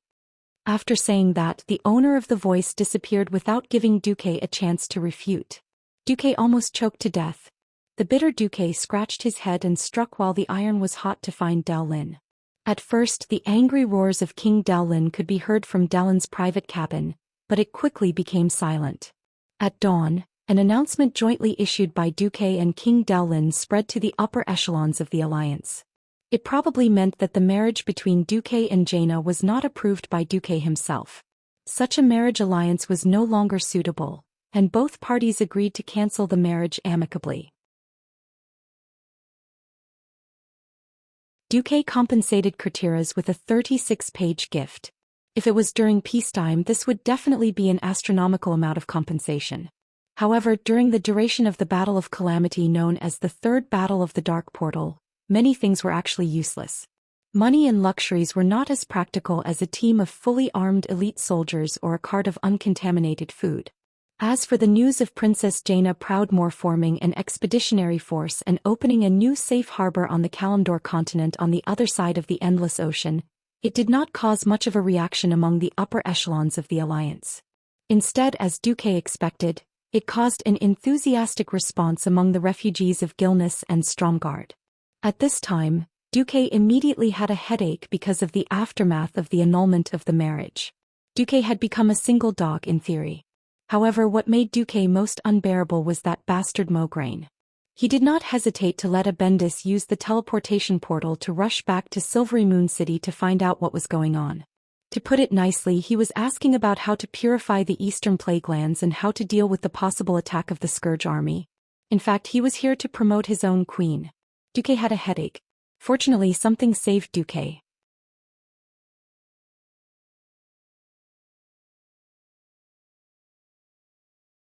Chapter 832. The Sunwell could not hold on any longer. At first, the High Elves tried to ask Riadaline, Gina Goldsword and other external help to see if they could change the internal circulation flow of the Sunwell, or activate the self-purification system of the Sunwell to purify the plague. After all, in their imagination, the water of the Sunwell, which represented high temperature and holy purification, would definitely be able to purify the plague associated with the resurrection of a mere Great Lich. Unfortunately, the situation was far beyond their imagination. The polluted area in the Sunwell was expanding. They could not even divide it, let alone purify it. With the betrayal of the Sun King and the almost complete annihilation of the high-level mages, the power of the High Elves alone was not enough. No matter how much they regarded the Sunwell as a national treasure that outsiders could not touch, they had to bend their knees and ask for help from the only Breaking Dawn mage in the alliance, Duque. Yes, Duque had a good relationship with the Windrunner sisters. Duque might become the husband of the possible queen of Kuel Salis. The High Elves comforted themselves. The one who came was Rothamar Theron. With the utmost humility, she asked for Duque's help. That humble look made Abendis, who was next to Duque, almost suspect that Rothamar was a human farmer who had never seen a high noble before. Let's go. Duque did not comment. He was not the scapegoat, so he naturally did not have to take the blame.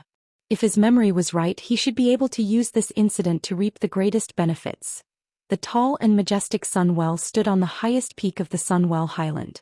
Because of the resurrection of Kel, Thazad, the walls of the Sunwell were like cliffs. Standing on the edge of the well, one could overlook the entire Isle of Quel Donas.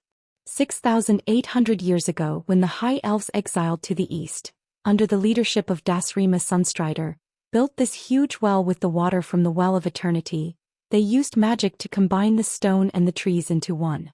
Even from the perspective of modern people who had flourished with magic, they still felt that this was simply a miracle.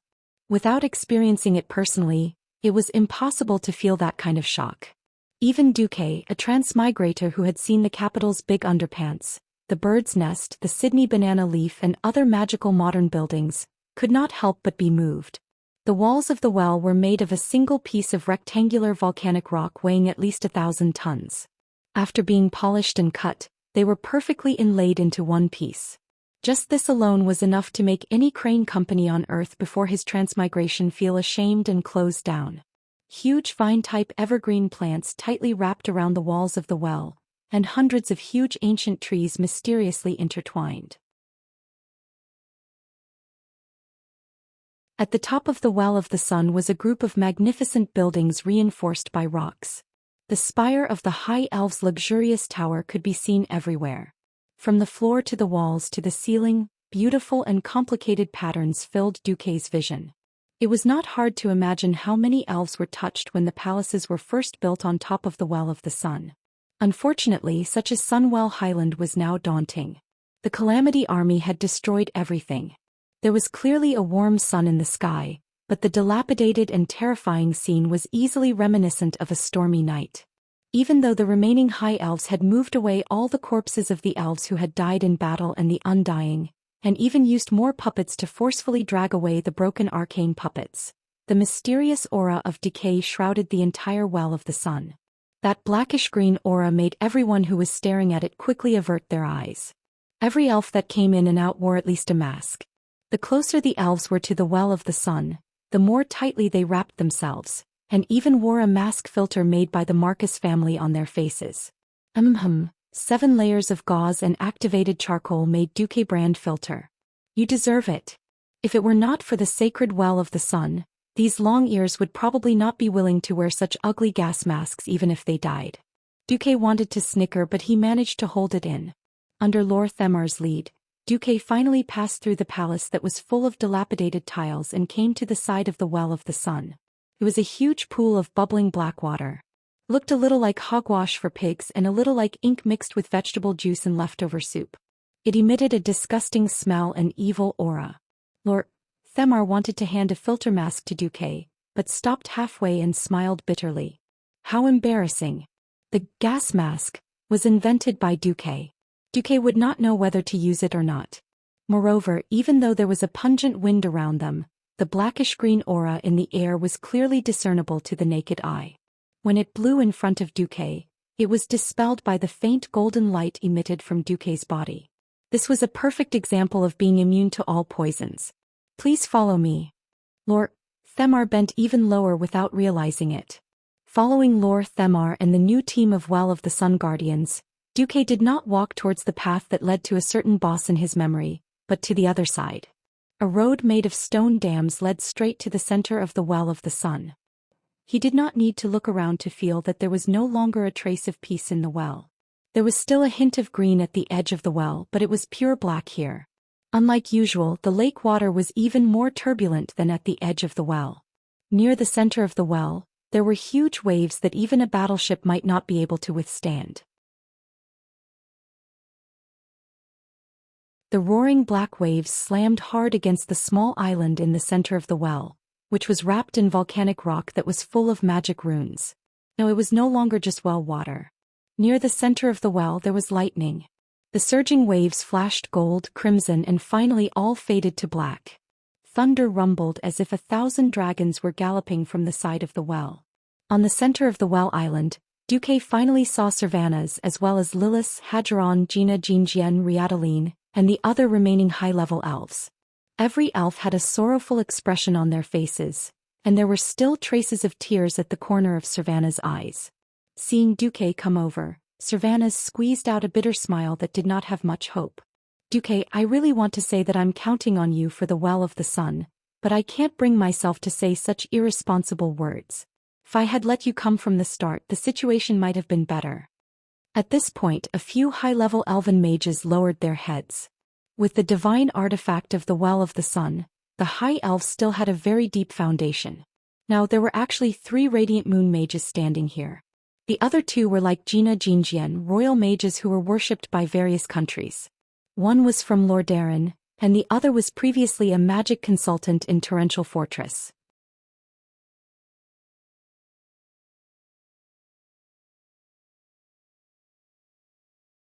Chapter 833. Duque waved his hand. Don't blame them. They're just trying to save the Sunwell.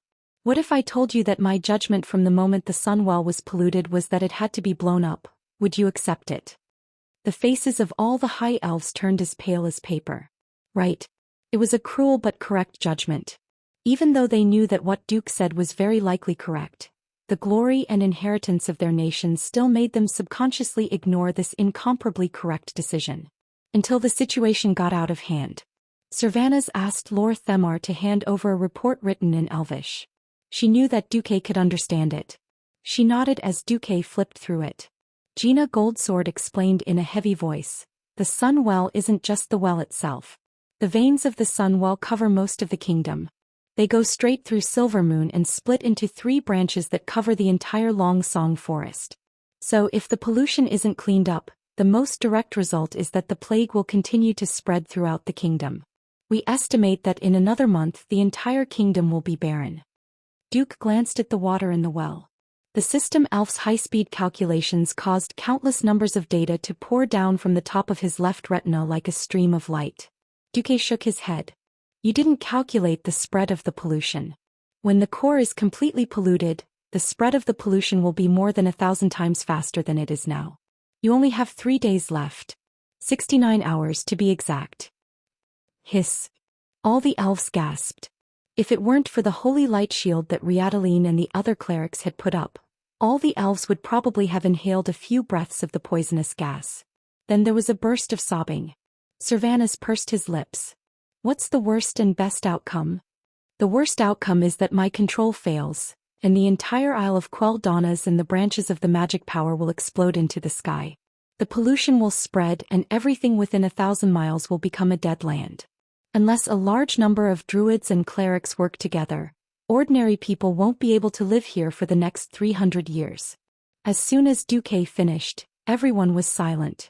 Servanas didn't know when, but his fingernails had already sunk deep into his palm. He suddenly raised his head. What's the best?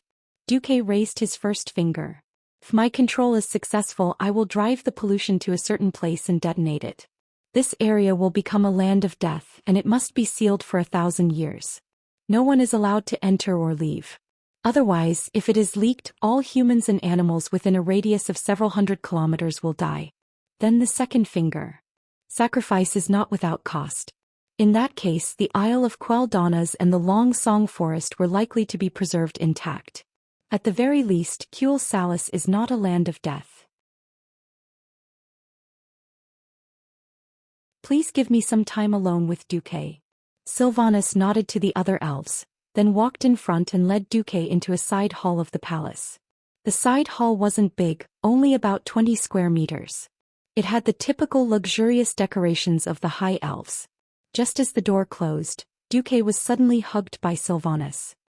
Sorry, I didn't want to put all the pressure on your shoulders. But I can't think of any other choice. He used to think that Sylvanas was a fighter who fought against fate and never gave up. In history, when the natural disaster invaded, she swore to fight against Arthas until she was defeated and died. Then when she saw a chance to fight back, she immediately led all her suffering compatriots to fight back against Arthas, even if they became undead. After realizing that she was already a dead person and could not return to the embrace of her compatriots, she led all the Forgotten Ones to establish her own force in this world. But when Duque looked at the trembling shoulders, felt the intense heartbeat coming from his chest, and sensed the wet tears coming from his shoulders, Duque fell silent. That's right. The remaining high elves longed for a wise leader. They also longed for a relatively intact home. On his way here, the word Duque heard the most was Nomorigan. Yes, one mistake and Cul Salis would become another Nomorigan, a place of death that they could never return to. Gently hugging Sylvanas tightly, Duque comforted her. Don't worry, I have at least 80% confidence to protect 1/3 of the Sunwell. In fact, the system elf's judgment was even higher. Duque didn't dare to be too sure. Really? There was surprise and infinite hope in her misty eyes. She quickly wiped the tears from the corners of her eyes and said, if even 1/10 of the Sunwell can be protected, then the new Sindoriai kingdom will be stable. Internal affairs are not my forte. I will bring the most elite warriors and follow you to take revenge on the Calamity Army. Even if you have to go to the end of hell, I will accompany you. Duque suddenly laughed. You don't have to go to the end of hell. When Aurelia and Sasha come back, you three sisters will be willing to have a pillow fight with me on the bed. They were talking about serious matters and swearing, but Duque was so good at it. In the blink of an eye, the solemn atmosphere was ruined. Sylvanas was just about to yell at Duque, but she suddenly realized that she was not nervous anymore. She burst out laughing. Although your joke is very shameful, thank you. I really feel much better now. Wait, did you misunderstand? I really want all three sisters to come at me together. Hey Queen Sylvanas, did you misunderstand something? What about my benefits? Aren't you afraid that I will go on strike without benefits? Looking at Duque's disappointed look, Queen Sylvanas pinched his waist hard. Brat. Let's get this done first. After saying that, she waved her hand, opened the door and left. There was only one word left on Duque's face. The emergency evacuation order was issued. All the elves were mobilized to evacuate every survivor out of the range of the magical ley line, to the seaside, or outside the Long Song forest. The next night it was a stormy night. No one knew what kind of dawn the next day would bring. Would it be the destruction of darkness? Or the rebirth of the elves? Around the highland of the Sun Well, the guards who had already left their wills or said goodbye to their families were wearing red armor with golden edges. They held double-headed crescent swords in their right hands and kite shields in their left hands. Together with rangers and battle mages, they formed small teams and looked around carefully. Not only did they monitor the island for trespassers, but they also paid special attention to the movements inside from time to time, especially the huge wellhead made of volcanic rocks. Because any one of them could sense that an unpredictable and mysterious power was being nurtured. On the central island of the Sun Well, Duque exhaled and looked at Queen Sylvanas, who was guarding him. Let's begin.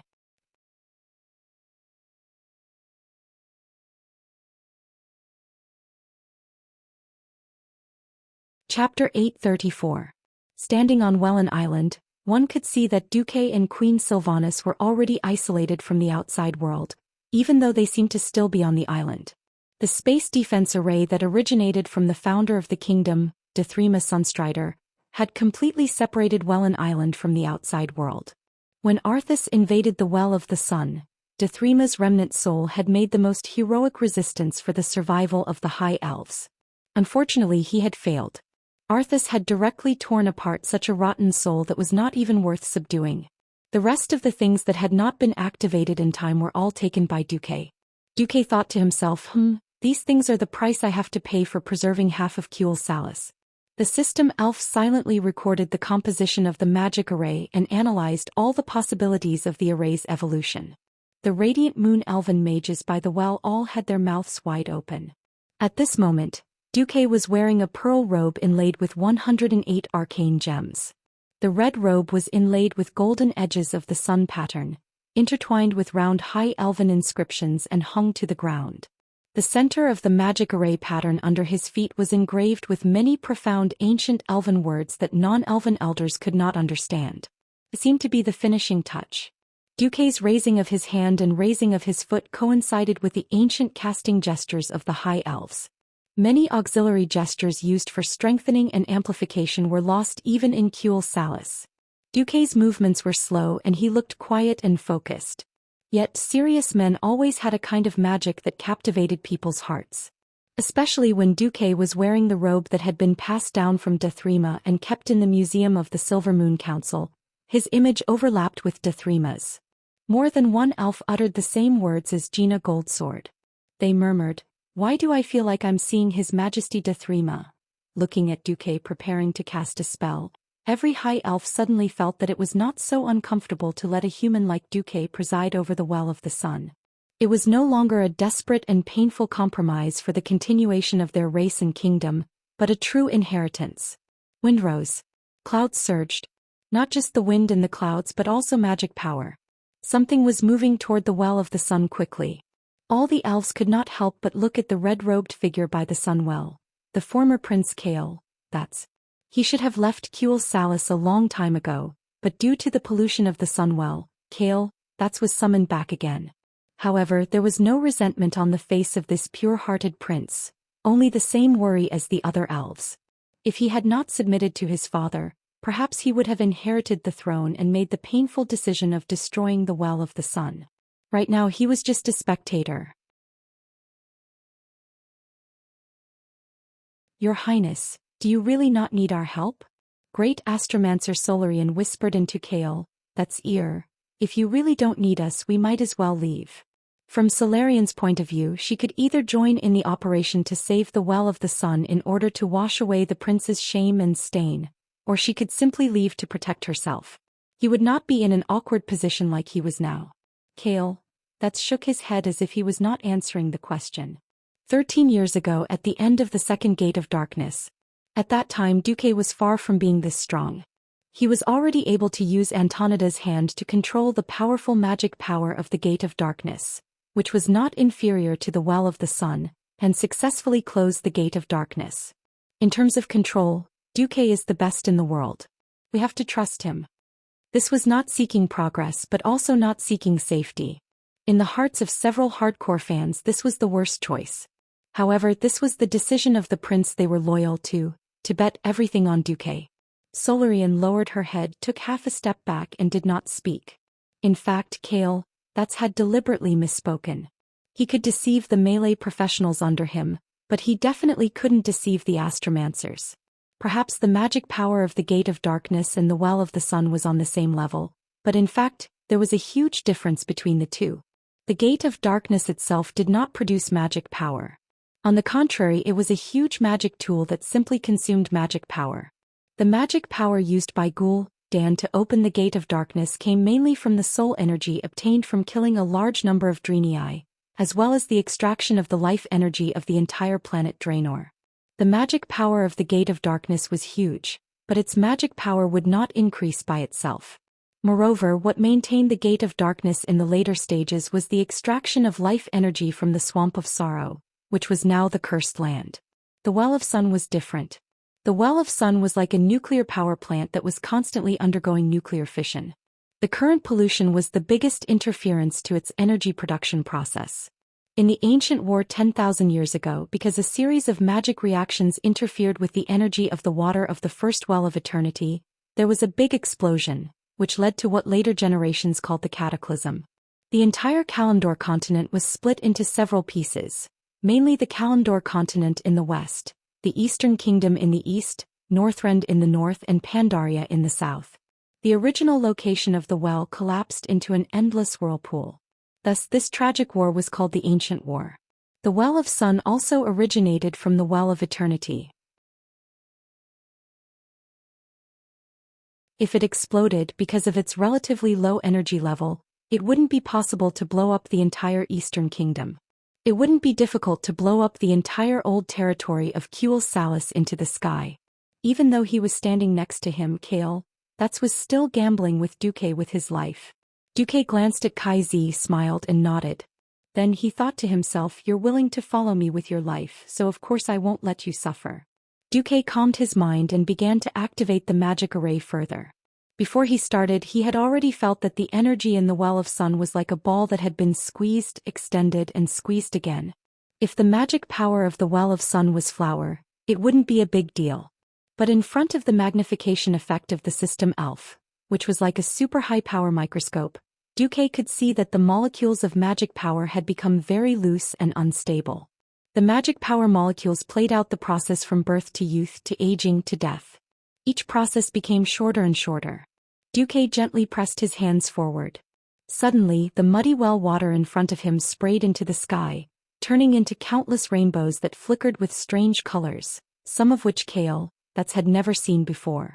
The well water kept erupting, soaring into the sky with a momentum even more violent than a volcanic eruption. People who didn't know better would think that it was fireworks blooming in the sky, disappearing and blooming again. Each blooming became more and more mysterious and blurry.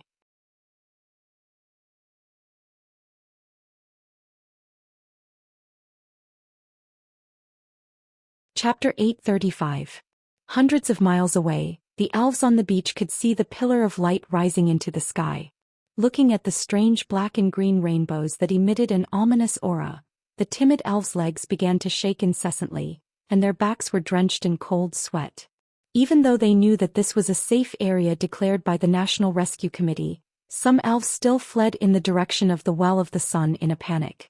Of course, more elves stared in the direction of the Pillar of Light with complicated expressions. The glory of the Sunwell had favored the High Elves for nearly 7,000 years. There were very few elves of the older generation who had witnessed the birth of the Sunwell. Most of them did not burn out their lifespans, but were lost in the nearly 4,000-year war with the trolls. The rest were basically the elders of various small families. Those who could survive the invasion of the Calamity Army were rare existences. Almost all the new generation of elves grew up under the glory of the Sunwell. Under the protection of the giant magic circle, they enjoyed more than 2,800 years of comfort. It was not until the two battles of the Dark Portal that their fantasy of hiding in a safe protective shell for the rest of their lives was completely shattered. The expressions on their faces were extremely complicated. If it were not for the appearance of Sylvanas, perhaps they would not even know where their future was. The dark green water vapor rolling in the sky seemed to be the grin of the Lich King Nizul. More than one elf saw a huge skull laughing silently in a trance. And in the midst of the skeleton's laughter, a second feeling of horror came. Seeing the Pillar of Light was a visual one. Feeling the tremor was a tactile one. The more direct feeling of the body gave the elves a more terrifying shock. Boom, boom. The Isle of Quel'Danas was shaking violently. The tremor was more violent than an earthquake, and it directly set off a tsunami. It was as if an ancient behemoth was awakening at the bottom of the sea, letting out bursts of roars. Ah! Some elven children screamed. Don't be afraid. Lady Sylvanas, who is about to become the queen, will protect us. The mother comforted her child. However, it was useless. Don't be afraid. The Duque who used the war flag to repel the evil orcs will protect us. Miraculously, despite their sniffles, the children actually stopped crying. Whether they were willing or not, in the hearts of the elves, Duque, who had saved Kuel Salis twice, had already become sacred. The huge waves caused by the tsunami rushed towards the seaside in an overwhelming manner. If it weren't for what happened next, it would have been a terrible disaster. Out of nowhere, a gigantic wall of air that was 1,000 meters tall suddenly appeared on the beach, separating the entire beach from the sea. The shockingly huge waves that were more than 10 meters high hit the surface of the air wall. Golden magic runes appeared and disappeared into thin air after the waves subsided. Along with the crashing of the huge waves, it repeatedly appeared and disappeared. After listening to the explanation from the middle-level elven commander, the civilians finally understood why they were evacuated here. This was the magic array that Darima had left behind back then. It was to protect the people at the last moment in case the mana of the Sunwell went berserk one day and the elves had to evacuate. Although the magic array was driven by the mana of the Sunwell, it operated independently. It only needed to be recharged once a year to ensure that it could be activated at any time for the next year. Under the protection of the magic array, tens of thousands of elves silently watched the destruction of the Sunwell. That was the end of an era. Hot and turbid well water sprayed into the sky, and a blazing aura swept across the sky. Occasionally birds would fly by, but they would be immediately devoured by the flames, leaving nothing behind. Fush, fush, fush. The water in the Sunwell, which was more than a kilometer in diameter, was boiling. At first glance, the water in the entire well was flowing counterclockwise, turning into a huge vortex. However, near the island in the well where Duque was, the water in the well surged clockwise under the urging of the magic array. To the surprise of Kale, That's and the other elves, the water in the Sunwell was like two gears of different diameters with the wrong thread, colliding and rubbing against each other at the intersection of the two streams. This is Kale, that's eyes were filled with disbelief. With Duque as the center, the inner circle became brighter and brighter under the high-speed rotation, while the outer circle became more and more turbid and black. At first, everyone thought it was an illusion. Soon, everyone saw a huge contrast between the inner circle and the outer circle, which could be seen clearly with the naked eye. Suddenly, the light of the magic runes on the huge well wall northwest of the Sunwell flickered. After a few breaths, several pieces of the well wall collapsed. A turbid torrent with a diameter of at least 100 meters emitted a deafening sizzling sound and shot out from the gap like lightning. No, it shouldn't be like this. Very abruptly, the will of the Lich King descended again. The image of the white skull in the void was very blurry, but the sharp voice, the common language with a strong orc accent, undoubtedly confirmed his identity. Duque, you actually broke my secret plan? So what? On the island in the well, a huge shadow of Duque stood up. His shadow's face was full of disdain. Oh, nothing much. Unexpectedly, Nuzul's reaction should be, a laugh? I don't like a degraded imitation like the Sunwell. If you want to save it, then save it. But soon you will know what I am going to do. Ha, ha. Accompanied by a burst of laughter, the will of the Lich King came quickly and disappeared without a trace. In the eyes of others, Nuzul was purely there to watch. Only Duque understood the meaning of Nuzul's words. It seemed that, as in history, Archimonde, one of the 3 giants of the Burning Legion, was about to arrive. What Archimonde was interested in, of course, was not the Sunwell made from a cup of water from the Well of Eternity. At least Nuzul was not wrong. Even the current Well of Eternity was an imitation of the original. How could Archimonde be interested in an imitation of an imitation? Fortunately, if the Lich King did not come to make trouble, Duque's chances of dealing with the Sunwell were a little higher. Duque raised his right hand and made a pushing gesture. At the same time, the 100-meter-tall shadow of Duque did the same. For a time, the sewage from the Sunwell began to spin wildly on the seaside of the Isle of Quel'Danas. Like a whirlpool, everything around it was sucked in. Trees, turf, gravel on the seaside, and even larger pieces of rugged rocks. Everything was crushed and then kept stirring in the whirlpool. Gradually, a ball larger than a hill appeared.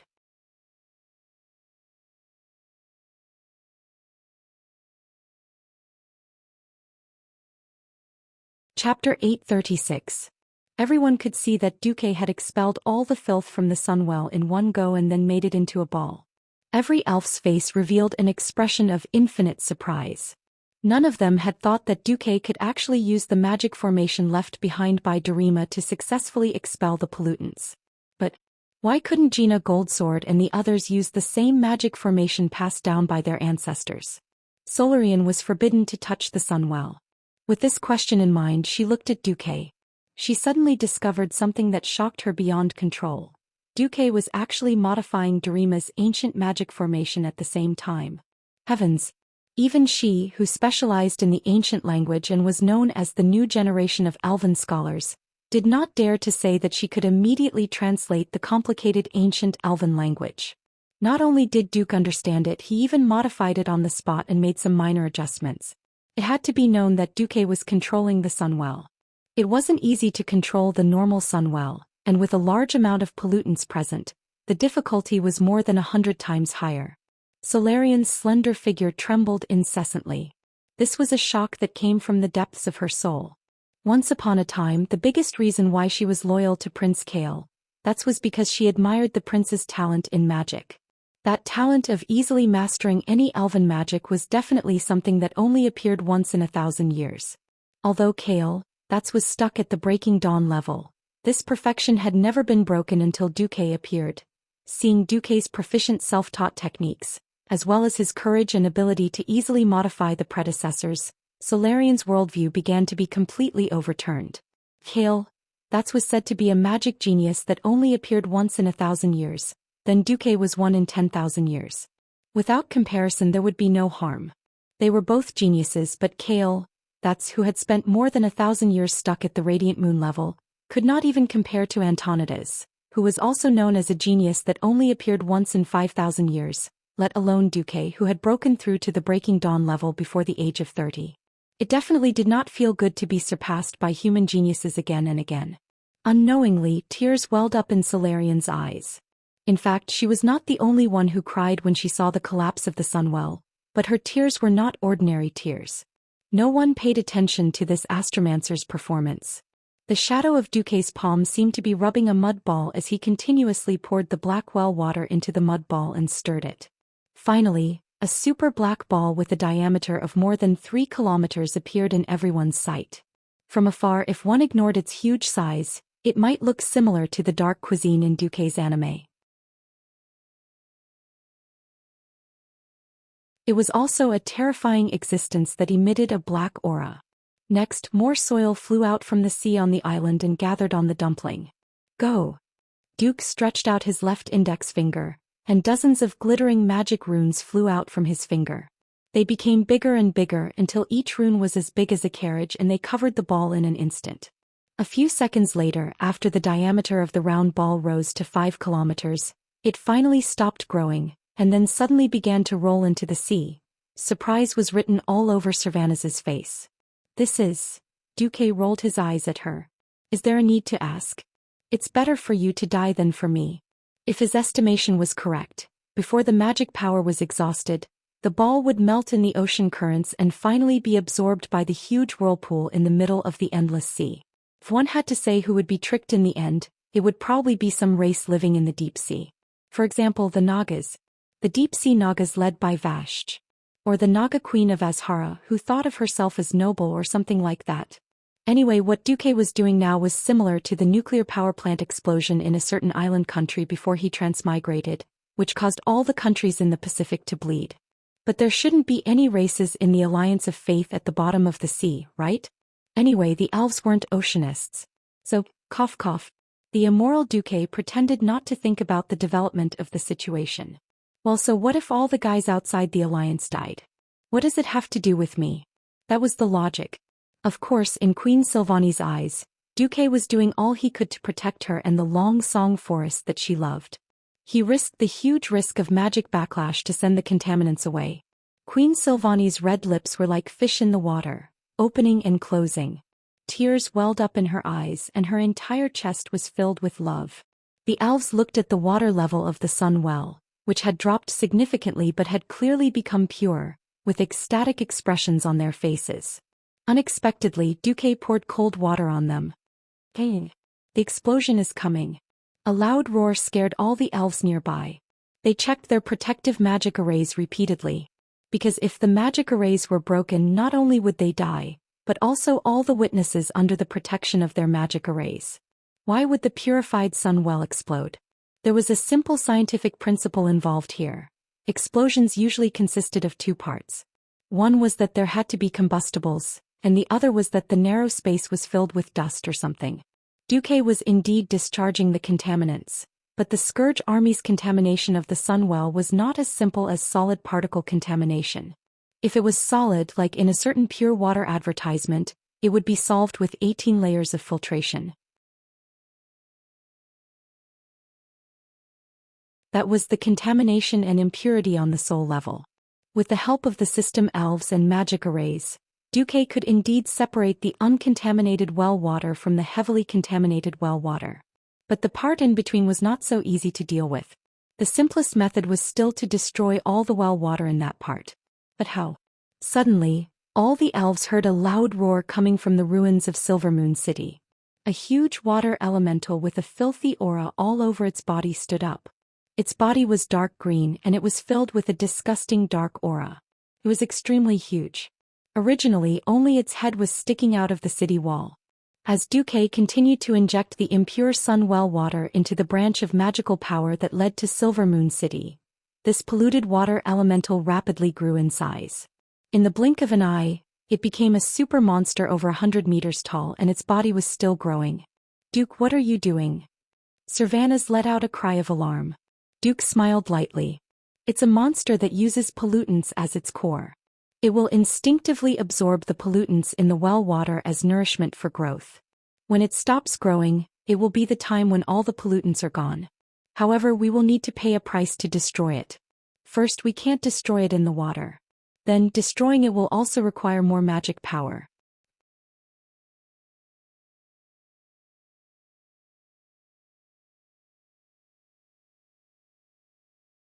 Chapter 837.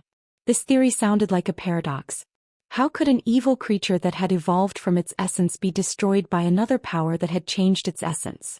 In fact, magic power was the origin, just like the sea was the cradle of life. But after evolution, could the various creatures that it had turned into still be the same? The giant polluted water element used the part of the water that was related to the water in the well. Like a magnet, it sucked away all the impurities in the well water that it could absorb. However, Its essence was already a water element that was independent of the sun well, not the well water of the sun well. In the beginning, it absorbed the pollutants in the well water like rivers flowing into the ocean. However, with its poor intelligence, it could not understand that the power it absorbed was only a small portion of the remaining water in the sun well. Furthermore, it did not have the ultimate control of this power. After a few dozen breaths, it discovered, sullenly, that the polluted elements it desired would not come by themselves. Creatures instinctively pursued survival, even if it was a water elemental creature. It began to transform its limbs and absorb the pollutants from deeper and closer to the source. Unexpectedly, in the next moment, there was another wave of extremely large amounts of pollutants. This amount was so huge that it had to retract its limbs, or it would immediately burst from the huge amount of pollutants. It greedily and hungrily digested the new wave of pollutants, not realizing at all that the supply of pollutants had stopped, and that an incomparably large amount of pure energy was quickly being transformed into fire elements. The well water of the sun well was essentially liquefied arcane energy. It was like a huge arcane circuit and the foundation of all kinds of elemental magic power. It could indeed be transformed into various types of elemental magic power. However, the well water of the sun well was biased towards the fire element. If the efficiency of the well water turning into frost elements was 1, then the efficiency of turning into fire elements was 10. Otherwise, why would the Sunstrider's entire family play with fire instead of water and frost? This was also a local adaptation. The next moment, Duque activated a huge magic array that had been set up in the ruins of Silver Moon City yesterday. This was a medium-sized magic array that was based on the remnants of the original magic array. Of course, it was incomparable to the huge magic array that had been set up in the Long Song Forest, but it was enough to deal with this water element. 72 scorching golden magic chains appeared out of thin air, easily capturing the water elementals who were immersed in the pleasure of increasing their power. At this moment, the huge water elemental, which was more than 200 meters tall, was forced to compress its body in the net. It was extremely suffocating in the shrinking space. It had no choice but to bend its body, turning from a burly fatty into a huge water ball. Roar! A beast-like roar resounded throughout the ruins. The polluted water elemental opened its 2 huge dark green eyes and looked around, trying to find the enemy who trapped it. The dirty water elements in his body suddenly boiled like an erupting volcano. His terrifying strength was enough to stand at the peak of the mortal world. Coupled with the abundant magic power that had been strengthened, this shocking aura was enough to make any mortal below the heroic domain faint. Unfortunately, its power, its violence, and even its very existence were only a part of Duque's plan. Explode! Duque shouted. A huge beam of light that was not inferior to the one that he had used to detonate the sun-chasing royal court that day suddenly appeared under the feet of the water elemental, and in an instant, it was completely wrapped in it. Gua! After a strange cry with unknown meaning, it was followed by a dazzling light for a full 10 seconds, followed by an earth-shattering roar that made every elf's sensitive ears ring. In their field of vision, gravity seemed to have disappeared and countless large and small stones were blasted into the sky by the huge impact. The small ones were only the size of a fist, the bigger ones were like carriages, and the bigger ones were the fragments of the rose-colored mage towers that had once stood in every corner of the entire city. The ruins of these mage towers that had collapsed into several sections were still relatively well preserved because the towers had been hardened and engraved with a large number of magic-resistant runes. But now they had suffered a second explosion. The previous explosion only detonated one branch vein. This time, it was a big explosion that occurred with the full supply of magic power from the sunwell itself. Rumble! The huge explosion could be clearly heard hundreds of kilometers away. The elves by the sea watched this scene in horror. Even though they had long been informed that the ruins of Silver Moon City would be abandoned as the price to save the sunwell, they had never imagined that Silver Moon City, which they had regarded as a symbol of glory for thousands of years, would be blown into the sky. It would be so shocking and soul-stirring. The layman watched the show while the experts saw the artistry. At this moment, countless high-level mages had already seen that the explosion was only for show. Along the walls of Silver Moon City, huge beams of light shot into the sky. They formed a three-dimensional magic formation that limited the direction of the explosion and the shock wave. It could only develop upwards and not horizontally. This had become the most prominent feature of the industrial age on Earth. The chimney. The so-called chimney was actually a damn thing that harmed others without benefiting oneself. The pollutants seemed to float away into the sky, but in reality, after floating in the atmosphere, pollutants that were heavy enough would eventually fall.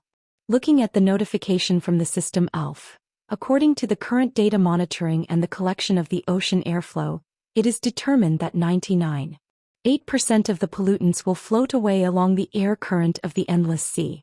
It is estimated that 63% of the pollutants will fall into the endless sea and 38.2% of the pollutants will float away along the stratosphere of the world of Azeroth, eventually landing on the other side of the sea in Azhara and the land to be named Durotor, as well as several areas further west.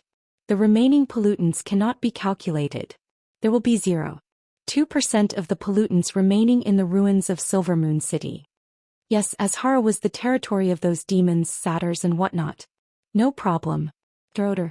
If a certain chief still decided to build Durotor there, then no problem. Still the same sentence. If it's not the territory of the Alliance, it's none of my business. Someone with a dark heart chuckled. The elves could not possibly know what Duque had done. They only knew that what they had dreamed of and wanted to see had once again appeared in front of them.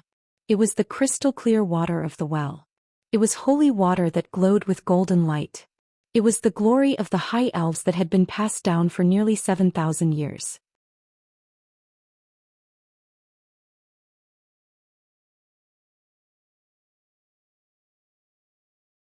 Chapter 838. Although it couldn't be compared to the lake-sized one, the small pool of pure sunwell water at the bottom of the well, even if it was just enough for a few people to bathe in, was undoubtedly telling them that Duque had succeeded. A human had selflessly saved the glory of the high elves. Duque. Sylvanas couldn't control himself at all. He picked up the slightly weak Duque and kissed him. Her slender and strong arms wrapped around his neck, and her other hand held his chin, kissing him like a chick pecking at grains. Well, if the one taking the initiative was a man, there would be no problem at all. Unfortunately, the one taking the initiative was Queen Sylvanas. Kisses fell like rain and Duque was dumbfounded. To make matters worse, due to some unspeakable reason, his body was 90% paralyzed. Woo-woo. Woo. Although it wasn't bad, Duque felt a sense of sorrow as if he had lost his manhood. He almost burst into tears. Kale, that smiled faintly. Hadron couldn't stop laughing. Lord Thema held her forehead, speechless. Gina Goldsword suddenly thought of King Dalen. Riataline seemed to be in a dilemma, and Lilith's mouth was in an O shape, mumbling something like, brother-in-law, second brother-in-law and third brother-in-law are all Duque? After a while, Sylvanas suddenly realized that he had been a little too enthusiastic. He screamed and disappeared from the sight of the high elves in a few leaps. The pitiful Duque fell flat on his face and it took him a while to come back to his senses. Unfortunately, his mind was still spinning and in the end it was his maid, Vanessa, who sometimes did naughty things, who rushed over and picked him up. Duque, are you all right? Vanessa asked. Lord Marcus, what's wrong? Lord Thema asked nervously. Yes, Sylvanas, who had returned from spying somewhere, also sent a nervous whisper of the wind. I forgot to ask you, are you all right? Duque smiled bitterly and said, I'm fine. It's just that controlling such a complicated and difficult magic array consumed too much of my physical and mental power. The sentence was, in fact, an absolute lie. At this time, Duque looked inside himself and saw that his body was like a huge universe. The thick magic circuits were like rivers in the sky, and the magic nodes formed by the intersection of each circuit were like stars, blooming with dazzling brilliance. Between his eyebrows was the earth imagined by the master of the stars, Duque. Using Earth to control the solar system, using the solar system to control the entire Milky Way, and using the Milky Way to control the entire universe. Of course, the idea that Earth was the center of the universe was purely a delusion of the ancients, who asked Duque to be an Earthling. Therefore, Duque, who was an idealist, had unknowingly taken Earth as his boss. He would control 10 with 1 and control 100 with 10.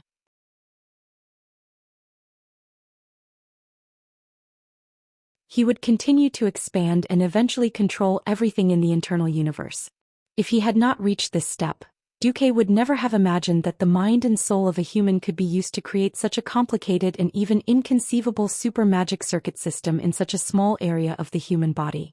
As expected, the mysteries of the human body cannot be explored to the end even if you exhaust your entire life. The human body is a huge treasure trove. The soul is the treasure trove of treasures, the most dazzling jewel in the crown. Duque was still in awe. On the other side, Duque could not help but snicker at the system elf's evaluation of him as a level 5 Breaking Dawn Great Wizard. Right. That's right. At this moment, Duque could truly be considered to have stepped through the threshold of a Breaking Dawn wizard and rushed from a level 6 star to a level 5 star in one spurt of energy. It couldn't be helped. If it were an ordinary wizard, they might not be able to wait to advance after obtaining Antonida's pile of magic circuits. Duque couldn't do it. Back then, when he had opened the magic circuits of ice, fire, and arcane magic in one go, he knew that he would need at least 3 times more magic circuits than a mage of a single element in order to advance in rank. In fact, according to the system elf's calculations, to perfectly advance the 3 evolved magic circuits in the Dragon Slumber Temple, the total amount of mana needed was not 3 times, but 3 to the power of 3. How much was 3 times 3 and then 3 times 3? That was right. That's 27 times the insane amount. The magic circuits that Antonidas had provided had only reached the standard of 3 times, which was far from enough. Thus, even though Duque had the aura of an incomparably powerful Breaking Dawn wizard, he was still a radiant moon deep down. However, everything was different now. Blowing up the Sunwell had caused an astronomical amount of mana to evaporate and disperse into the air due to the explosion. As the main controller, Duque had obtained the greatest benefit. 90% of the remaining batch of pure Sunwell water had been compressed and stored in Duque's body under the cover of the explosion. It was all used to build his magic circuits. In such a short period of time, Duque's magic circuits had expanded more than 100 times. But because Duque used all the mana to build the magic circuits in his body, it gave others the feeling that Duque had been hollowed out. A bunch of elves shed tears of gratitude for a super thief who had almost scooped up the entire Sunwell. Perhaps this was Duque taking advantage of the situation and still pretending to be innocent? Even best actor Duque had to endure for a long time before he could barely hold back his laughter. Of course, if it weren't for Duque expelling the pollutants, the Sunwell would have exploded. Duque panted heavily. The Sunwell is now purified. Unfortunately, the loss is too great, so it can't be used for the time being. But as long as it's well kept, it should be able to recover 1/10 of its original energy in 100 years. Thank you, Lord Marcus. Long live Lord Marcus. Praise you, you are the eternal brother of Sindorii. The elves cheered loudly. For the blood elves who had thousands of years of lifespan, it was good enough as long as there was hope. What was a mere 100 years? All of the elves were applauding with all their might, and all of their beautiful faces were glowing and brimming with smiles. The weak, Duque waved his hand and left the Sunwell with the help of Vanessa and Sylvanus, who had run out again. After leaving the Sunwell Highlands, Duque suddenly saw Abendis pacing back and forth anxiously at the gate of the Sunwell Highlands. Seeing Duque come out, Abendis was delighted at first, but then he froze. There was a worry on his face that couldn't be dispersed. Duque even saw the muscles on Abendis' face twitching slightly. What's wrong? Just say it. Although I can't fight for now, I'm still the commander of the Alliance. Abendis gritted his teeth. Stratholme is under siege.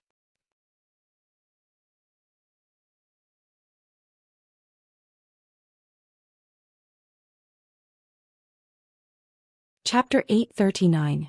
What? Duke's brows furrowed tightly. As the commander, he knew that the Alliance and the Scourge army were fighting fiercely near the Soderil River. Due to the sufficient military strength and the fact that Queen Kalia, the legitimate heir, had inherited the throne of Lordaeron in time, the remaining people of Lordaeron in the old territory of Lordaeron had completely united and joined forces with the Alliance army led by Turalion to defend the eastern Plaguelands like an iron bucket. Yesterday, Duque had received reports that the two sides were still in a tug-of-war. How did the defense line collapse and the holy city of Stratholme get surrounded? Doesn't Alfred have a trump card? Duque asked. Could it be Arthas himself? The trump card referred to dumping a large amount of holy water upstream of the Soderil River. Holy water was harmless to living beings, but to the undying, it was even more toxic than poison. Many times when the defense line at the Soderil River was about to collapse, the Scourge army had to rely on the holy water to cut off their offensive. Without reinforcements, no matter how strong the undead were, they would not be able to withstand the assault team personally led by Sidan Dathrahan or Turayan. Abendis shook his head. No, it's an Astrian. The former king personally used large-scale earth magic to change the course of the Soderil River. Duque bared his teeth. Damn it. So many variables. At this point he could only take it one step at a time. In history, Arthas first settled Lordaeron internally, then went north through Stratholme to destroy Cuel Salis. Then he went south, ignoring the trembling Iron Stove Castle dwarves and the people of Stormwind City. He killed his way to the blasted land and summoned Archimonde's shadow at the Dark Portal. Finally he turned around and flattened the Dalajan. In a sense he had turned the entire Eastern Kingdom upside down. When he had no more goals he returned to Lordaeron to rot, until the news of Archimonde's defeat came. The history that Duque was familiar with could basically be thrown into the endless sea, as it could only be used as a reference and not as an accurate one. They had saved Stratholme, only to be attacked by Anastrian's personal army. It felt like they were in a mess. There were two reasons why Abendis had come looking for Duque. Firstly, most people believed that only a Breaking Dawn mage could deal with a Breaking Dawn mage. Secondly, the vanguard of the Scarlet Cross had rushed into Stratholme before the main army. If it was purely military reinforcements, it would definitely be a good thing. The more reinforcements there were, the higher the chances of defending the city. The problem was that there was a Breaking Dawn Great Mage on the other side, which meant that Stratholme would become a land of death. Of course, there was a reason why Abendis was in such a hurry: Stratholme City. The Azeroth human kingdom's economic system was more similar to Earth's medieval Western European feudal society. Basically, it was already amazing for a kingdom to have a decent main city. Most kingdoms only had one main city, which was called a city. The rest were towns or even lower settlements. Lordaeron, once the strongest human kingdom, was an exception. The two main cities were both a symbol of Lordaeron's strength and glory. As long as the holy city of Stratholme didn't fall, the people of Lordaeron could claim to the world that Lordaeron hadn't fallen. The battle around the city walls had entered a critical moment. A slim figure in red armor stood fearlessly on top of the city walls. She raised her hand and said in a slightly neutral voice, "Fire arrows." Behind her was a large number of archers with their bows nocked, their arrowheads wrapped in oilcloth lit with fire. They stood on the side of the city walls, in a temporary archer's position that had been rebuilt from flat roofs. Following her command, countless fire arrows shot into the sky at a 45-degree angle. When the arrows began to fall under the influence of gravity, they fell like a meteor shower onto the empty ground hundreds of meters away. The fire arrows ignited as soon as they came into contact with the flowing kerosene on the plains. The impure black kerosene immediately turned into thick smoke after it was ignited. If the attackers were humans, they would definitely be choked to death, unable to form any kind of formation. However, the enemies were the Undying, who felt no pain. She originally thought that the flames would at least be able to stop the enemies for a while. Seeing that the flames were about to burn the Undying who were attempting to cross the sea of fire to reach Stratholme, she couldn't help but raise her eyebrows slightly. It was a counterattack that she had expected, although she didn't want to see it coming. Thunder rumbled from the forest in the distance. In the span of a few breaths, a large patch of dark clouds gathered above the treetops at high speed. Then, accompanied by a gust of wind that defied the Stratholme monsoon, the sudden snowfall extinguished the fire that had just started. Once the fire was extinguished, the blizzard continued to extend forward until it reached the city walls. The city walls of Stratholme lit up with purplish-blue magic runes.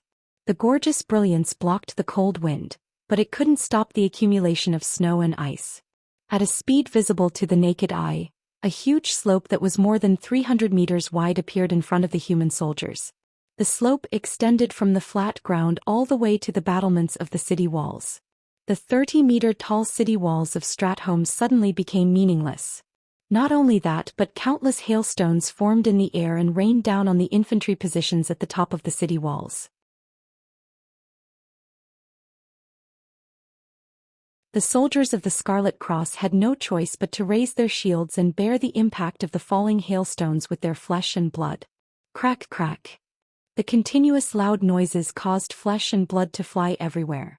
As long as the iron-coated wooden shields were destroyed, the thin helmets of the soldiers couldn't withstand the impact of the hailstones at all. In an instant there was a cacophony of screams. If it had been an ordinary militia defending the city walls, their morale would have collapsed instantly, and they would have turned around and fled. Fortunately, the soldiers defending the city walls were the toughest, most fanatical and most capable soldiers of the Scarlet Cross in the entire Rotterdam. Even though the neat formation was full of holes from the hailstones, the soldiers who could still move immediately struggled to get up when the hailstones slowed down. They formed a thin line of soldiers and tried to use their flesh and blood to resist the impact of the undying who were rushing up the slope. Damn it! Can't you mages do something? The female colonel in blood-red armor yelled angrily.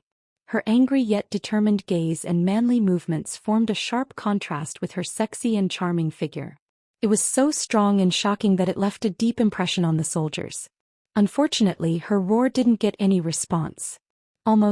Finally, a red-haired male mage with a scar on his nose stood up shakily. He smiled bitterly and said, "No matter what, I can't let my master Duke Marcus down." You're tuning in to the Zhou Xian's Legacy YouTube channel. Don't forget to subscribe and join us on this journey to catch the most captivating stories.